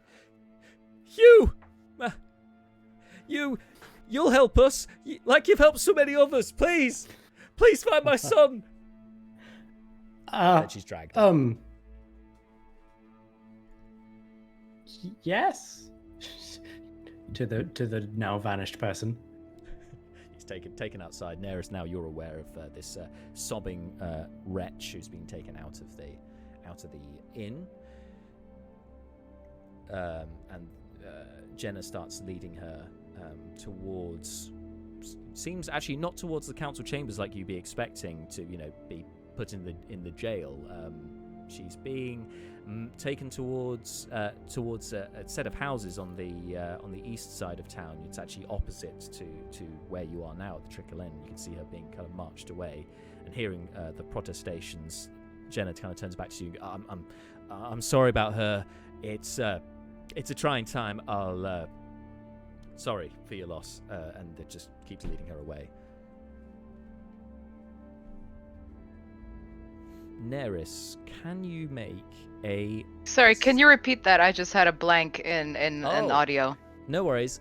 So this woman who's led away by Jenna Paisley, as the rest of you gathered, it's her sister, is led away despite her protestation. She's taken towards her house, and she kind of apologizes to you on her way, leaving there. Sorry for your loss, and apologies for this, and it was a trying time. Making her excuses and then leading her away. But can you make a perception check for me, please, Neris? I'm gonna use this die because it's shinier. That is a 10 on the die. Just quickly have a look. See, perception. It's 14. 14. So most of your vision and hearing, most of your active senses are taken up with this scene in front of you, but in the distance, in the sort of behind all that, you can hear chatter of a few townsfolk. A couple of voices you recognise, actually. You can hear yes, you would recognise their particular accents straight away. The two gnomes from Bits and Pieces, it seems, are walking through town at this point. Not within your sight line, but a bit further off. My elf ears picked them up. Your elf-like ears pick them up, yes. Oh, yeah, not elf-like, elf ears. I'm an elf! Sorry, I was doing the joke from a couple of other sessions where you said your elf-like eyes. Yeah, no, what do you elf eyes see? That's the one. Legolas, what do your elf eyes see? That's like this. Yes. All that. It's a little twitch of the ears. A little twitch of that. What's going on here? Meanwhile, for the rest of you inside, conversation gradually gets back to normal after this incident. But, Brucon turns to Dickon and goes, and that's why red wine is always served at room temperature. Very important. Lots of people forget, but it's absolutely essential. And with that, the conversation resumes. It does continue, yeah. And Dickon's quite happy to carry it on. Words. When he's joined by his wife, Hortensia Potter. Quite petite frame, long flowing hair, with this extravagant purple dress on, kind of chignon style hair. She's really made up for the occasion. But she comes over, and it seems that she has an entirely different interest of conversation. She goes, "Oh, have you heard about this incident with is it Lily Paisley and her ex-partner Bracken Tinder? Have you heard about that? Apparently, he's been having a tryst with the miller, don't you know? And apparently now it seems that he's taken her son as well, young Will, or well, his son as well, I believe. But frightful business, don't you think? Airing your dirty laundry in public like that. Oh." This is Brucon. This is the conversation featuring Brucon that she's kind of talking at you, yeah. Yeah. Oh, I'd figured that out for myself. I was just making sure it was Brucon who was in the line of fire, as it were. Oh yeah, Brucon and Dickon, yeah, you two. Yeah. I guess Malar as well by osmosis because he's right next to you. Yeah. Brucon sort of eyes her up. Portentia, was that the... Hortensia, yes. Hortensia. Ah, so close. I know where I got Portentia from. Different D&D campaign. Sorry. Anyway, Brucon looks her up and down and says, "Yes, very rude. Can't imagine what would cause a person to behave in such a insensitive and selfish manner. It's staggering, really. You would think, wouldn't you, that a person would know better than to impose their own personal situation on others like that, and to make everything awkward for everybody, particularly at a sensitive and emotional time. But what can you do?" You can make a deception check for me for that, contesting with her Ah. insight, Yeah, cool. Okay. because you are making a dig there. Oh yeah, yeah. Yeah, absolutely. Was it a hidden dig? No, yeah, I was Just going to wanna see say if she picks up on it. the level of deception. I'm hoping this is going to work out badly, but anyway. Yeah, why not? It's an 18. Actually, I guess she's so self-involved that it's highly believable. She's so self-involved. I rolled a natural 1. Ah, So she is completely oblivious to your dig there. I'm down with it. You successfully managed to stick the knife in without being spotted. So yeah, good job. Stealth slam. Right. Yeah, lads. She doesn't take the hint and keeps on. Rukon looks at gossiping, Malar essentially. and goes, "Can you believe this chick?" But with his eyes. Malar rolls his eyes at Brucom. Like knowingly. Very nice, very nice. So things, as I say, start to get back to normal. Sometime later, some of the guests have left. A few others stayed on for more drinks. Some are eyeing up the tavern and thinking, could I book a room, or would I walk back? Can I do that? When Captain Jenna arrives back, and she immediately goes up to Neris outside, if you're still there at this point. Mm-hmm. And Probably just finishing her goblet of wine fairly menacingly. Again, apologizes to you. I'm so sorry about my sister. It's not your concern exactly. I don't want to bother you with it, but just don't think too hardly on her. She's had a hard time. Anyway, I best get inside, clear everything up, as it were. Again, I'm sorry for your loss. And then she goes inside. She kind of looks after her, but Neris is not in a mood to care about other people's problems. That's entirely reasonable. When she goes back inside, Jenna goes to Leobrin because he was addressed directly. I'm sorry, my sister tried to drag you into all of that. No, that's fine. I mean, is this something that needs any assistance? So her and Bracken had Will together.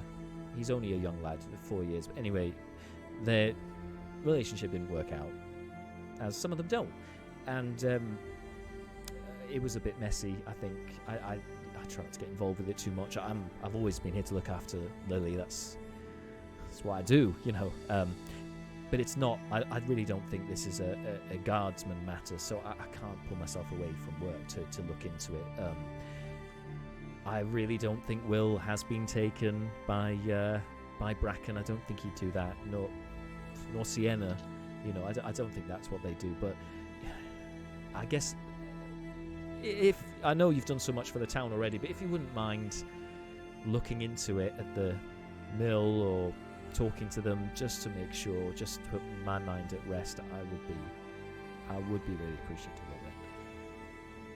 Certainly, this definitely doesn't seem like a job that an officer of the law should be doing. This is another field.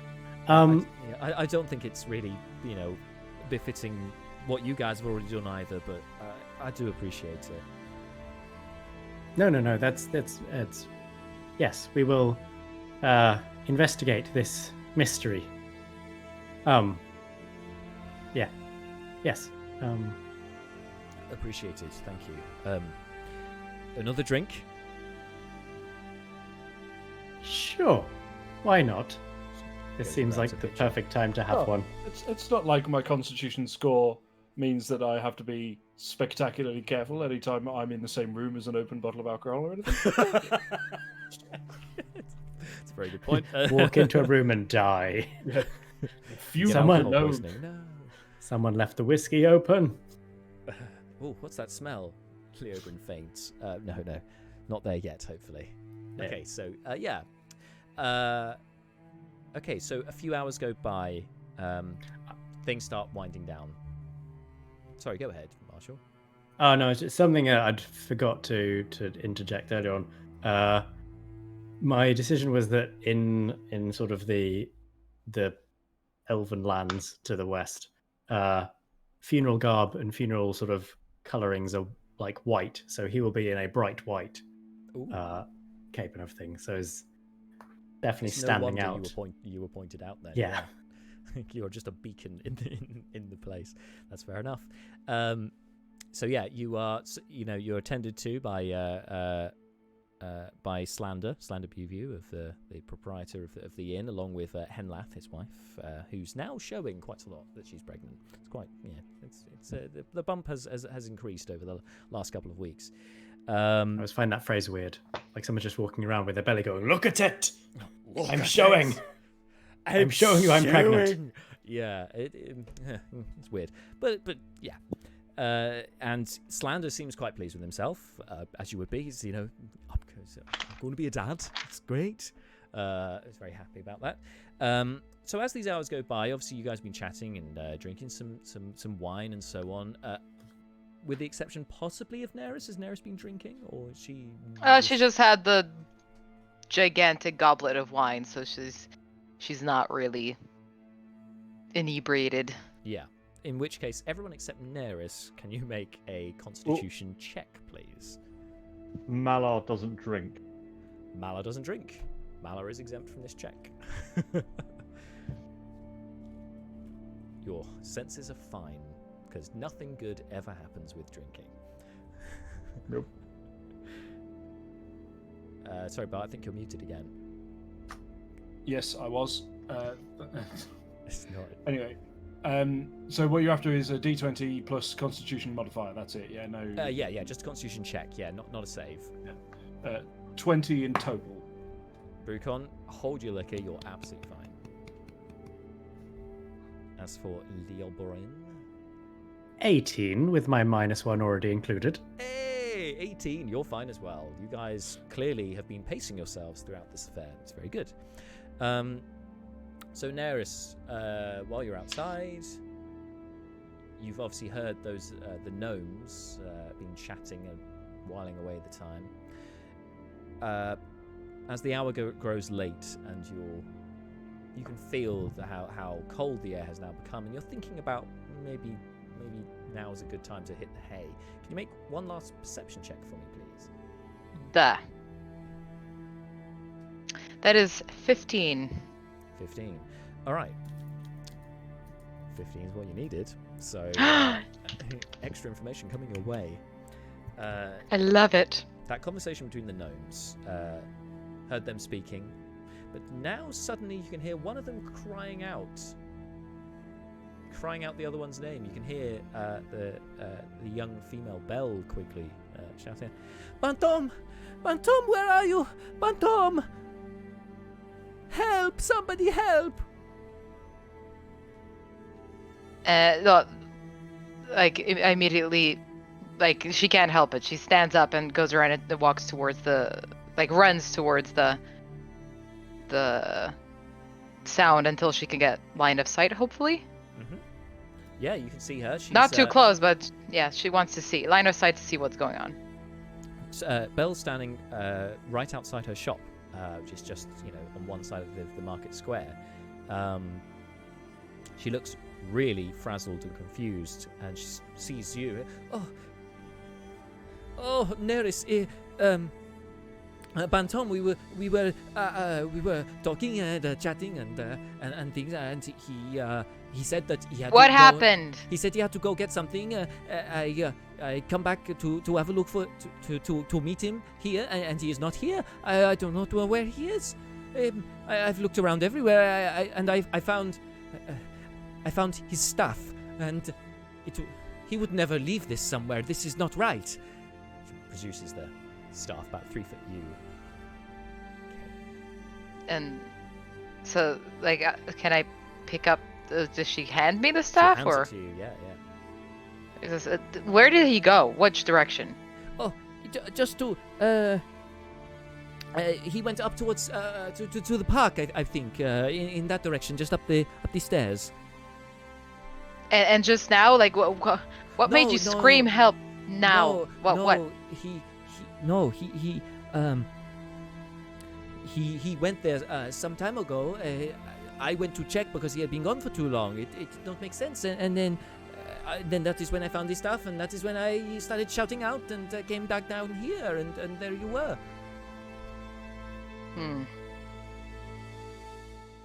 Right, let me get my friends. They're gonna probably be more helpful. And like, get inside, stay safe, No, thank you. Please find and him. we'll look into this. Thank you.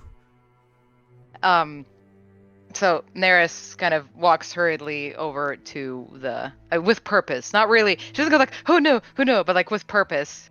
Yeah. Back got to the that- inn. that face on, like, yes, serious time. Yes, exactly. Awesome But she face. keeps the staff, and kind of again like, how does trouble keep finding her? How like this Why is the always second me? screaming, wailing person in a short amount of time that sounds like a side quest. I don't know what you're talking about. Oh yes. So she like goes into the inn and basically goes to Leo and well, are Leo and Brucon in proximity, rough proximity, I mean, or they're is all everybody in the within- room? They're all out in the tavern. Yeah, there's not that many people left, but your friends Yeah. are still there, and they all seem, unlike many of the guests, seem very much on board and on form, rather than Yeah. worse for wear. Well, she motions to Leo and Brucon and said, "The gnomes need help. This is I forget what the guy's name is. Bantom. Bantom. Bantom. Bantom. Bantom. Bantom's small gone chicken. missing. Bantom of the Bopera. Ban- For God's sake. Bad man. I'm leaving. You're a bad man. I just gotta slide past that. So Bantom's gone missing. His wife's just completely like out of it and worried that he hasn't come back. And obviously, if somebody's left their staff on the ground in front of the front door ominously, by now we know what that means. And seeing as they're the people with the good stuff in this town, I think we should probably help them out. Brucon looks at his waistcoat and goes, "Yes, absolutely. These people are craftsmen, artisans. Their loss would be I mean, a great tragedy to the world of fashion. Our duty is clear." The pragmatism, I love it. so yeah, so Nera just kind of like blankly stares at this grand kind of reaction. She's got right, Leo, you in? Yes, we perhaps they're both being kidnapped by the same source. Maybe. I don't know. Ed, apparently he went through the park, so yeah, we should probably go check this out now. Yes. Okay. Mhm. Hey, Malar. Another missing person. Wanna go check it out? Oh, I'm waiting on delivery from the from up the road. If it doesn't take us too far away, that would be yes, of course, Ms. Neris, of course. Okay. Can I just say, that sound, I've missed that sound. It really genuinely made my heart lift a little there. Thank you for that. That was great. I don't think there's anything else that can be on.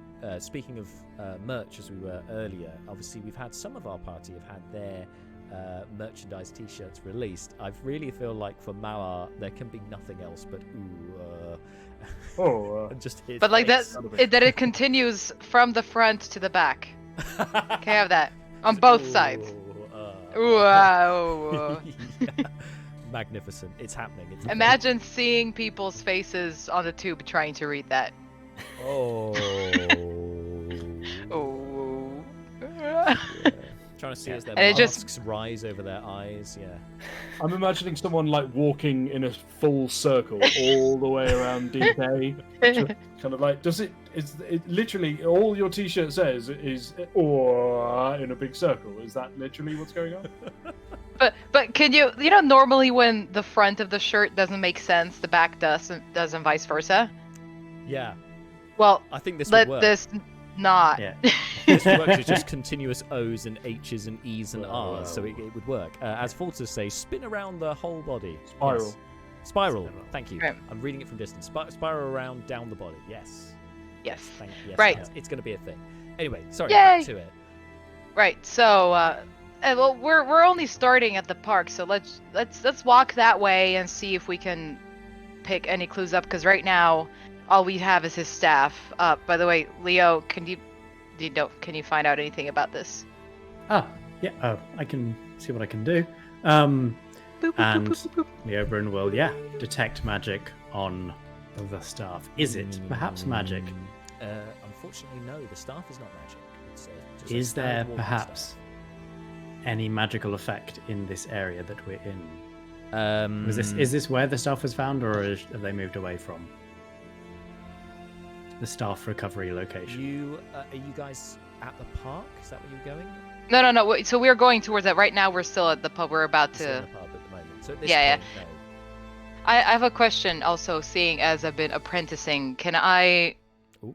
Do I have any bonuses on having a look at this staff, this piece of wood? With your 3 days of training, no roll required. This is a walking staff.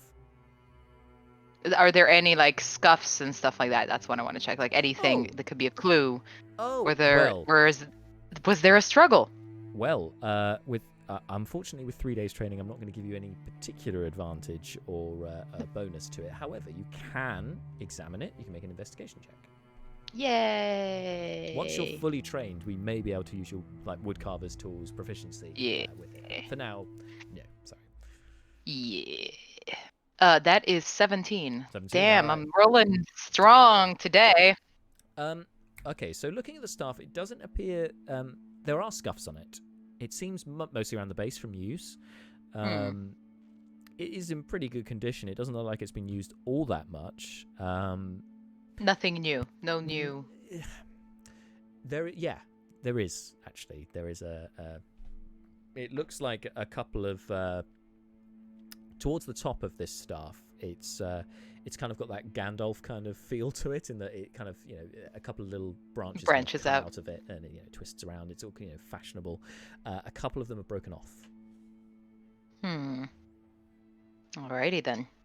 Well then, I point that out to the guys, and I assume you follow me if I just say we head off to the park.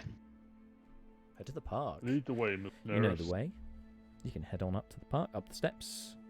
You go past the Summerfall Carpentry on your way there. Go up the steps, and Can I you've do got a the old perception abandoned check watchtower. to see any any tracks? I don't know if anybody else has any better So things. So guys, depending on what you want to do, I'd say survival's good here. Perception is good here. It's dark, so vision might not be as good, but you've got dark vision, so that's something. Yeah. An investigation, probably a 3. But that's not Just say something to anything go might off be of. useful. Yeah, that might give you a good starting place. Detect Brucon's magic got a- would be good. Well, I got a natural 1, so I'm not good. So basically, I turned blind. You're distracted by the. You hadn't really paid much mind to it before, but the to the south of the park, overlooking the park, is this old watchtower, which is it's very much past repair. It's sort of crumbling a bit, but you do notice with your dark vision that there seems to be a figure standing up in the one remaining window up in the in this now open watchtower. There's no roof to it. I never noticed somebody up there before. They're incredibly still. Can I just get incredibly irritated by being observed like that? It's like another, just over all of this crap. It's like another missing person, another cryptic. Gonna try not to swear, Yeah. somebody up there being all ominous. Just I'm over it. That's entirely fair. Sorry, I think Bart, you were saying something, and we interrupted. And you're muted. And you're muted. There's an audio cue and everything. This is what happens when you're out of practice, right? There's an audio It's been cue a couple of and weeks. It's fine. I'm the same, but yeah. Anyway, Brucon has a nuclear option for looking for stuff, but it is a nuclear option, which does come with some downsides. So I'm gonna hang on to it for now. Okay. Anyone else? What would you like to do to start this this search? For the fashion. I guess Malar could take the walking stick, give that a sniff, and then see if he can find a track. Always smelling things. Okay, go for it. Make your perception check with advantage for smell. It's got to be done. Stick to Gives what you know. advantage, you Yeah, gotta take stick it. to what you know. If it works for him. 23. All right, 23. 23. So Bantom, although a fashionable guy, smells a lot of earth and roots. You've noticed this when you've been in his store before, and you figured it was probably due to the very large tree that seemed to be growing out of this building. But yeah, he seems to have that kind of earthy musk as well. There's a little bit of the mulch about it, but not in an unpleasant way. If that makes any sense whatsoever. Anyway, you get the scent. And leads you further into the park. You follow it for a short while, and there you you find a feather. It's about so big, kind of a beige colour to it. Mr. Leobrin, do you recognize this? Come on, nature boy. Hand over the feather. Okay, Leobrin will take the feather and look at it. Unfortunately, while he is a nature boy, he is not trained in nature. No!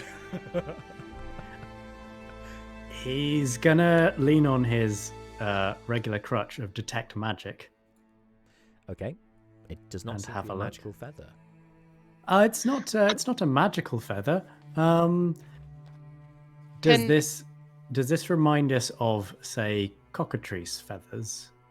No, this is much more. I would say just common sense with this. It would remind you more of one of the large birds of Giant prey. eagle.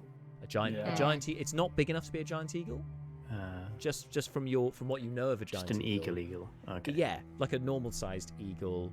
I mean, it is fairly large as feathers go, but giant eagle large. Not sure about that.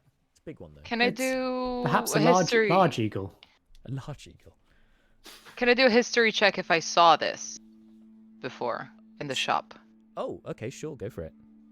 That's a good idea. Is it him? Is it one of his outfits? I don't know. Is it one of his? I don't know his life. I don't know his life. Oh, that's a... Is it a size 14 eagle? Go for it, the yeah. sass.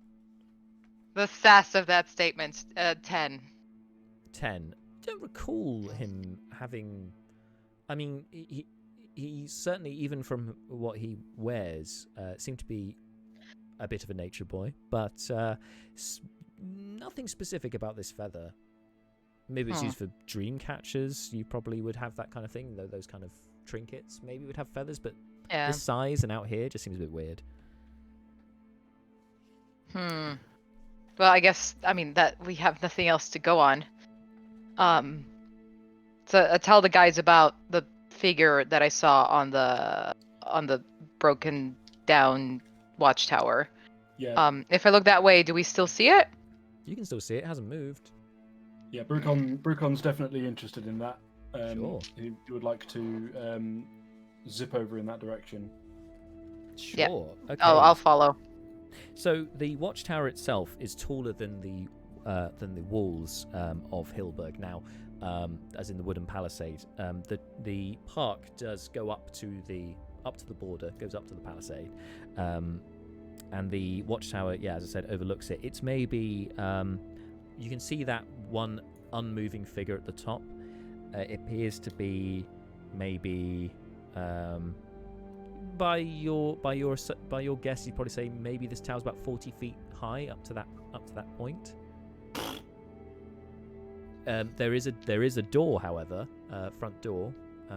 It's closed, but maybe you could just go in and go up the stairs. Could do. On the other hand, what would Brucon do?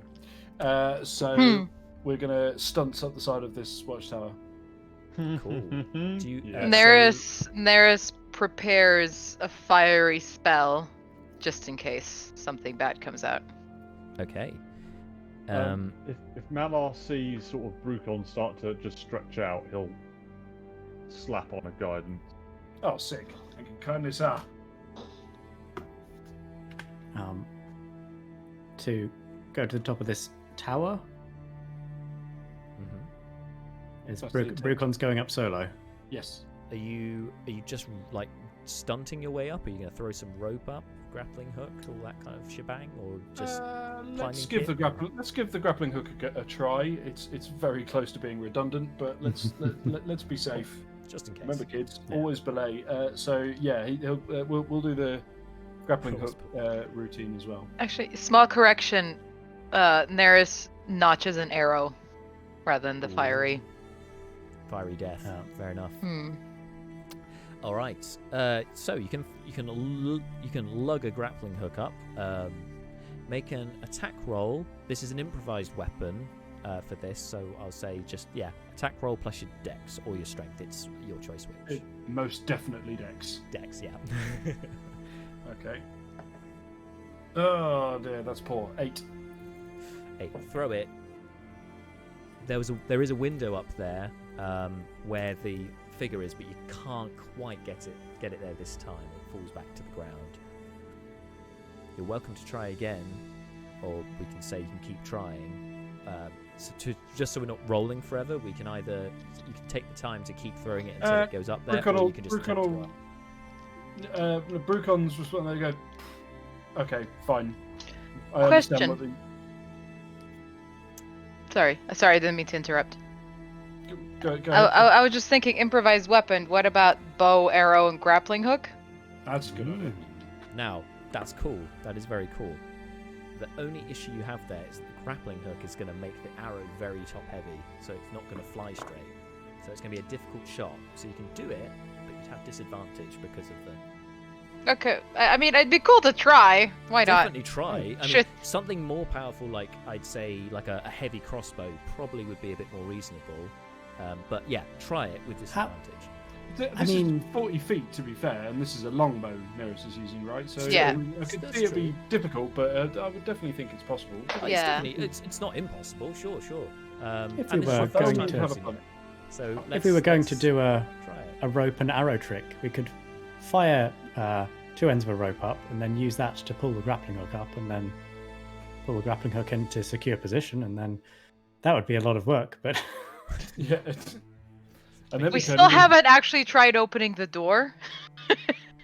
But by all means, you take the shot. I'll say for this time, it's your first time doing it as well. We'll say it's with disadvantage, but you can give it a go. Let's give it a go. Natural 1. 6. Oh, no, mate. So not natural 1, thankfully. Not a natural 1, but yeah, you fire up and you fire up the arrow, but Clink. again, it's like the angle's just completely wrong because you expect it to fly straight and it arcs very quickly and just thunks into the wall and falls down again. But you've learned something for next time. If you wanted to do the same again, you could maybe compensate next time. Learning. Okay. Brucon looks and goes, all right, stand back, everyone, and clicks his heels together, activates the boots of speed, goes back a little bit, and then just goes for it, like running directly at the wall.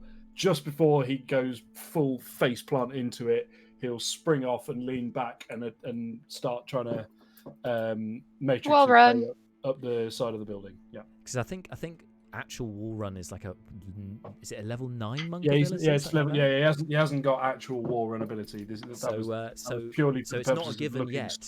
So the acrobatics check will be very important for this. So we'll say that this is a skill challenge for you to ascend up there. So you've got the boots of speed, which gives you the oomph you need, but you need to launch yourself from place to place as well. Let's have an acrobatics check, please. Sweet. Oh, and I never did do that. I never used the guidance before, so I'll do it now. Yeah, do it now, sure. Now when it now when it really counts. It wouldn't have helped anyway. Ooh, okay. So that is that guide. This time, however, I think the guidance came in super handy because my roll wasn't great, but Brucon's acrobatics bonus is the tits. So 15 is the final tally, with 15? 3 of that coming from the guidance. So you launch onto, so you get the initial run up, hit the wall, start with the sort of propulsion you've now got behind you, run up a little bit, jump onto next bit, jutting out of the wall. It starts to crumble under your feet, but you manage to hop over to the next bit safely, still sort of skirting the wall. You're continuing your ascent.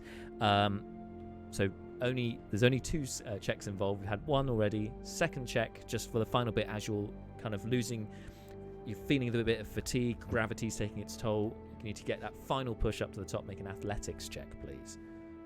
Okay. 23. 23. Oh, you, my friend, are absolutely fine. You launch yourself off of that last point, just with that last burst of energy, just when you need it, and you manage to actually give yourself such momentum that you land feet first up on the level where you wanted to be. If it was lower, you probably would have scrabbled up, but this one you're perfectly clear. 3-point landing done. And you're at the top of the watchtower. Sorry? I was just asking you to answer the question you were about to start answering.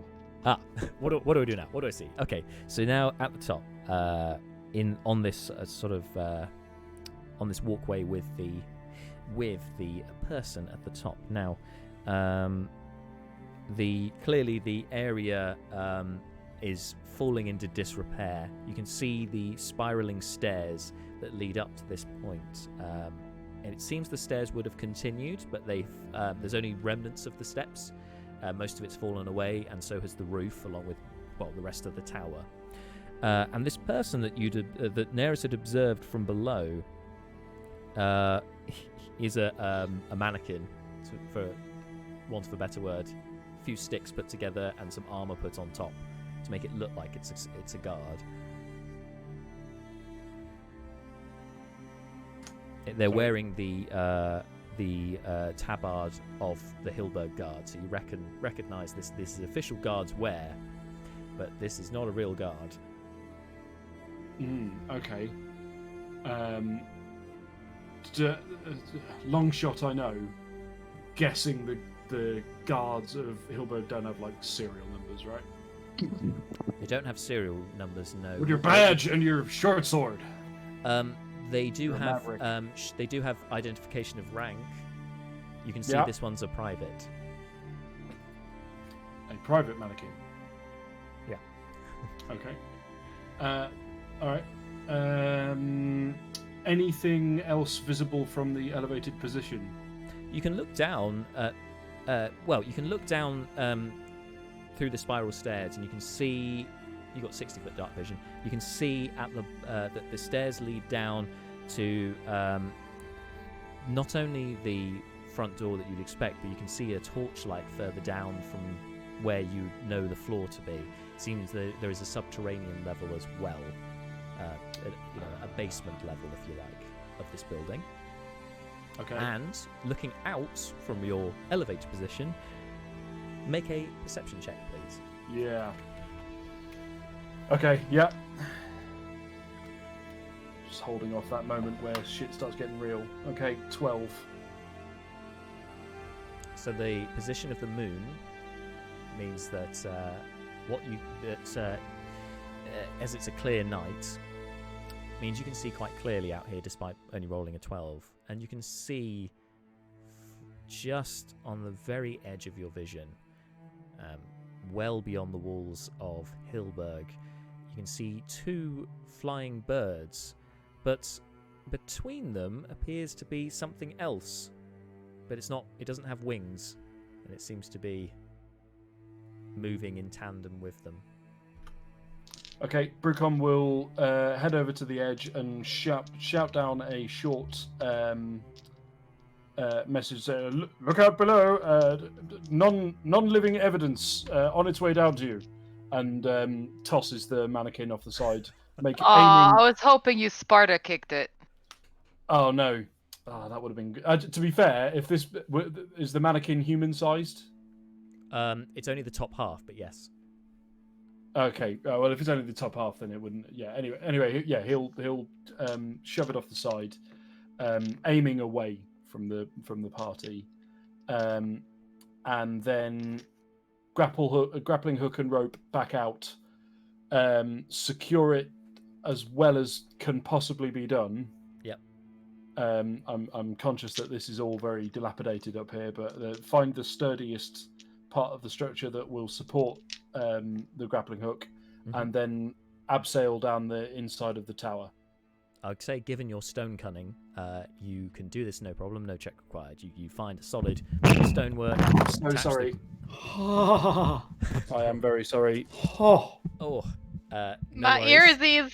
It happens. It happens. Let's make sure It's that fine. never ever happens ever again. Brucon slipped and hit the bottom of the tower. Yeah. Just for that. Ooh. Bam. Gone. No. Oh. Takes 3 points of psychic damage to everyone else. No. You get to the bottom of it. Yeah, abseil down to the bottom of the tower. No problems at all with this one. You're straight down there, facing what you gather is the front door. Okay. What happens when he tries to open it? It's locked. Okay. Fortunately, it's bolted on the inside, so you can just open it. Useful Wasted information. some there. time for you there. Sorry about that. No, it's fine. No, it's fine. It was no. That was definitely a useful clarification. Brucon will, he'll just attempt to open the door. Yeah, you remove pull the bolt back, and yeah, you can open the door. Not a problem. And you're back Okay. out with everyone else. There's been a crash, obviously, from the mannequin landing below where everyone else is. Which I very considerately and thoughtfully simulated, and in no way accidentally knocked over my microphone and nearly killed everyone. So that all worked really well. Did you said that there's a hole in the floor at the ground level as well? Yeah. So, it seems the stairs continue below ground level. So at the end, and you see actually better before you go through the door. You can see now that there's a half set of stairs leading down to another door, and there's a torch sort of in a sconce next to that door. How big? What's the sort of surface area? Like, how big is it inside the tower? I'm struggling. a bit Let's say, for argument's sake, it's about between 15 and 20 feet in diameter. Oh, okay, I thought it was more intimate than that. And there's basically, like, in one corner there's like a little carry on half set of stairs down to to a doorway. It looks like a reinforced wooden door. Okay. Well, Brucon opens the door and says, "Come on in. Let me know what you make of it all." All right. So you beckon everyone else inside, and I'm guessing you'll be sharing with them what you saw from the tower. So we'll pick things up from there next time. I think there's a good point to leave things for today. So, guys, thank you so much. It's good to be back. Hope you've enjoyed it. Back on another side quest! Yay! On a somber note, but you never know when these side quests lead to something bigger. I'm waiting to get my dragon mount. It's all about getting that dragon out. All in good time. Anyway, on a somber note today, but some interesting stuff nonetheless. Thank you all so much for tuning in, those of you watching at home or wherever you are. Thank you to you guys, of course, for being back 2 weeks on. And that's it until next time. As I said at the beginning of the stream, this week only is our 20% off in all items in our merch store. Go check it out on Teespring. There's a link to it on our Twitch page. Or subscribers get 50% off. So don't miss that deal this week only here in the merch store. Go check it out. Do not miss this opportunity to ruin Jack financially. Yes, this is honestly the best time to completely ruin your financial. Just do it. Just like open target. Anyway, thank you all so much for tuning in. We'll be back same time next week for the next entry. And until next time, guys, stay safe. Bye.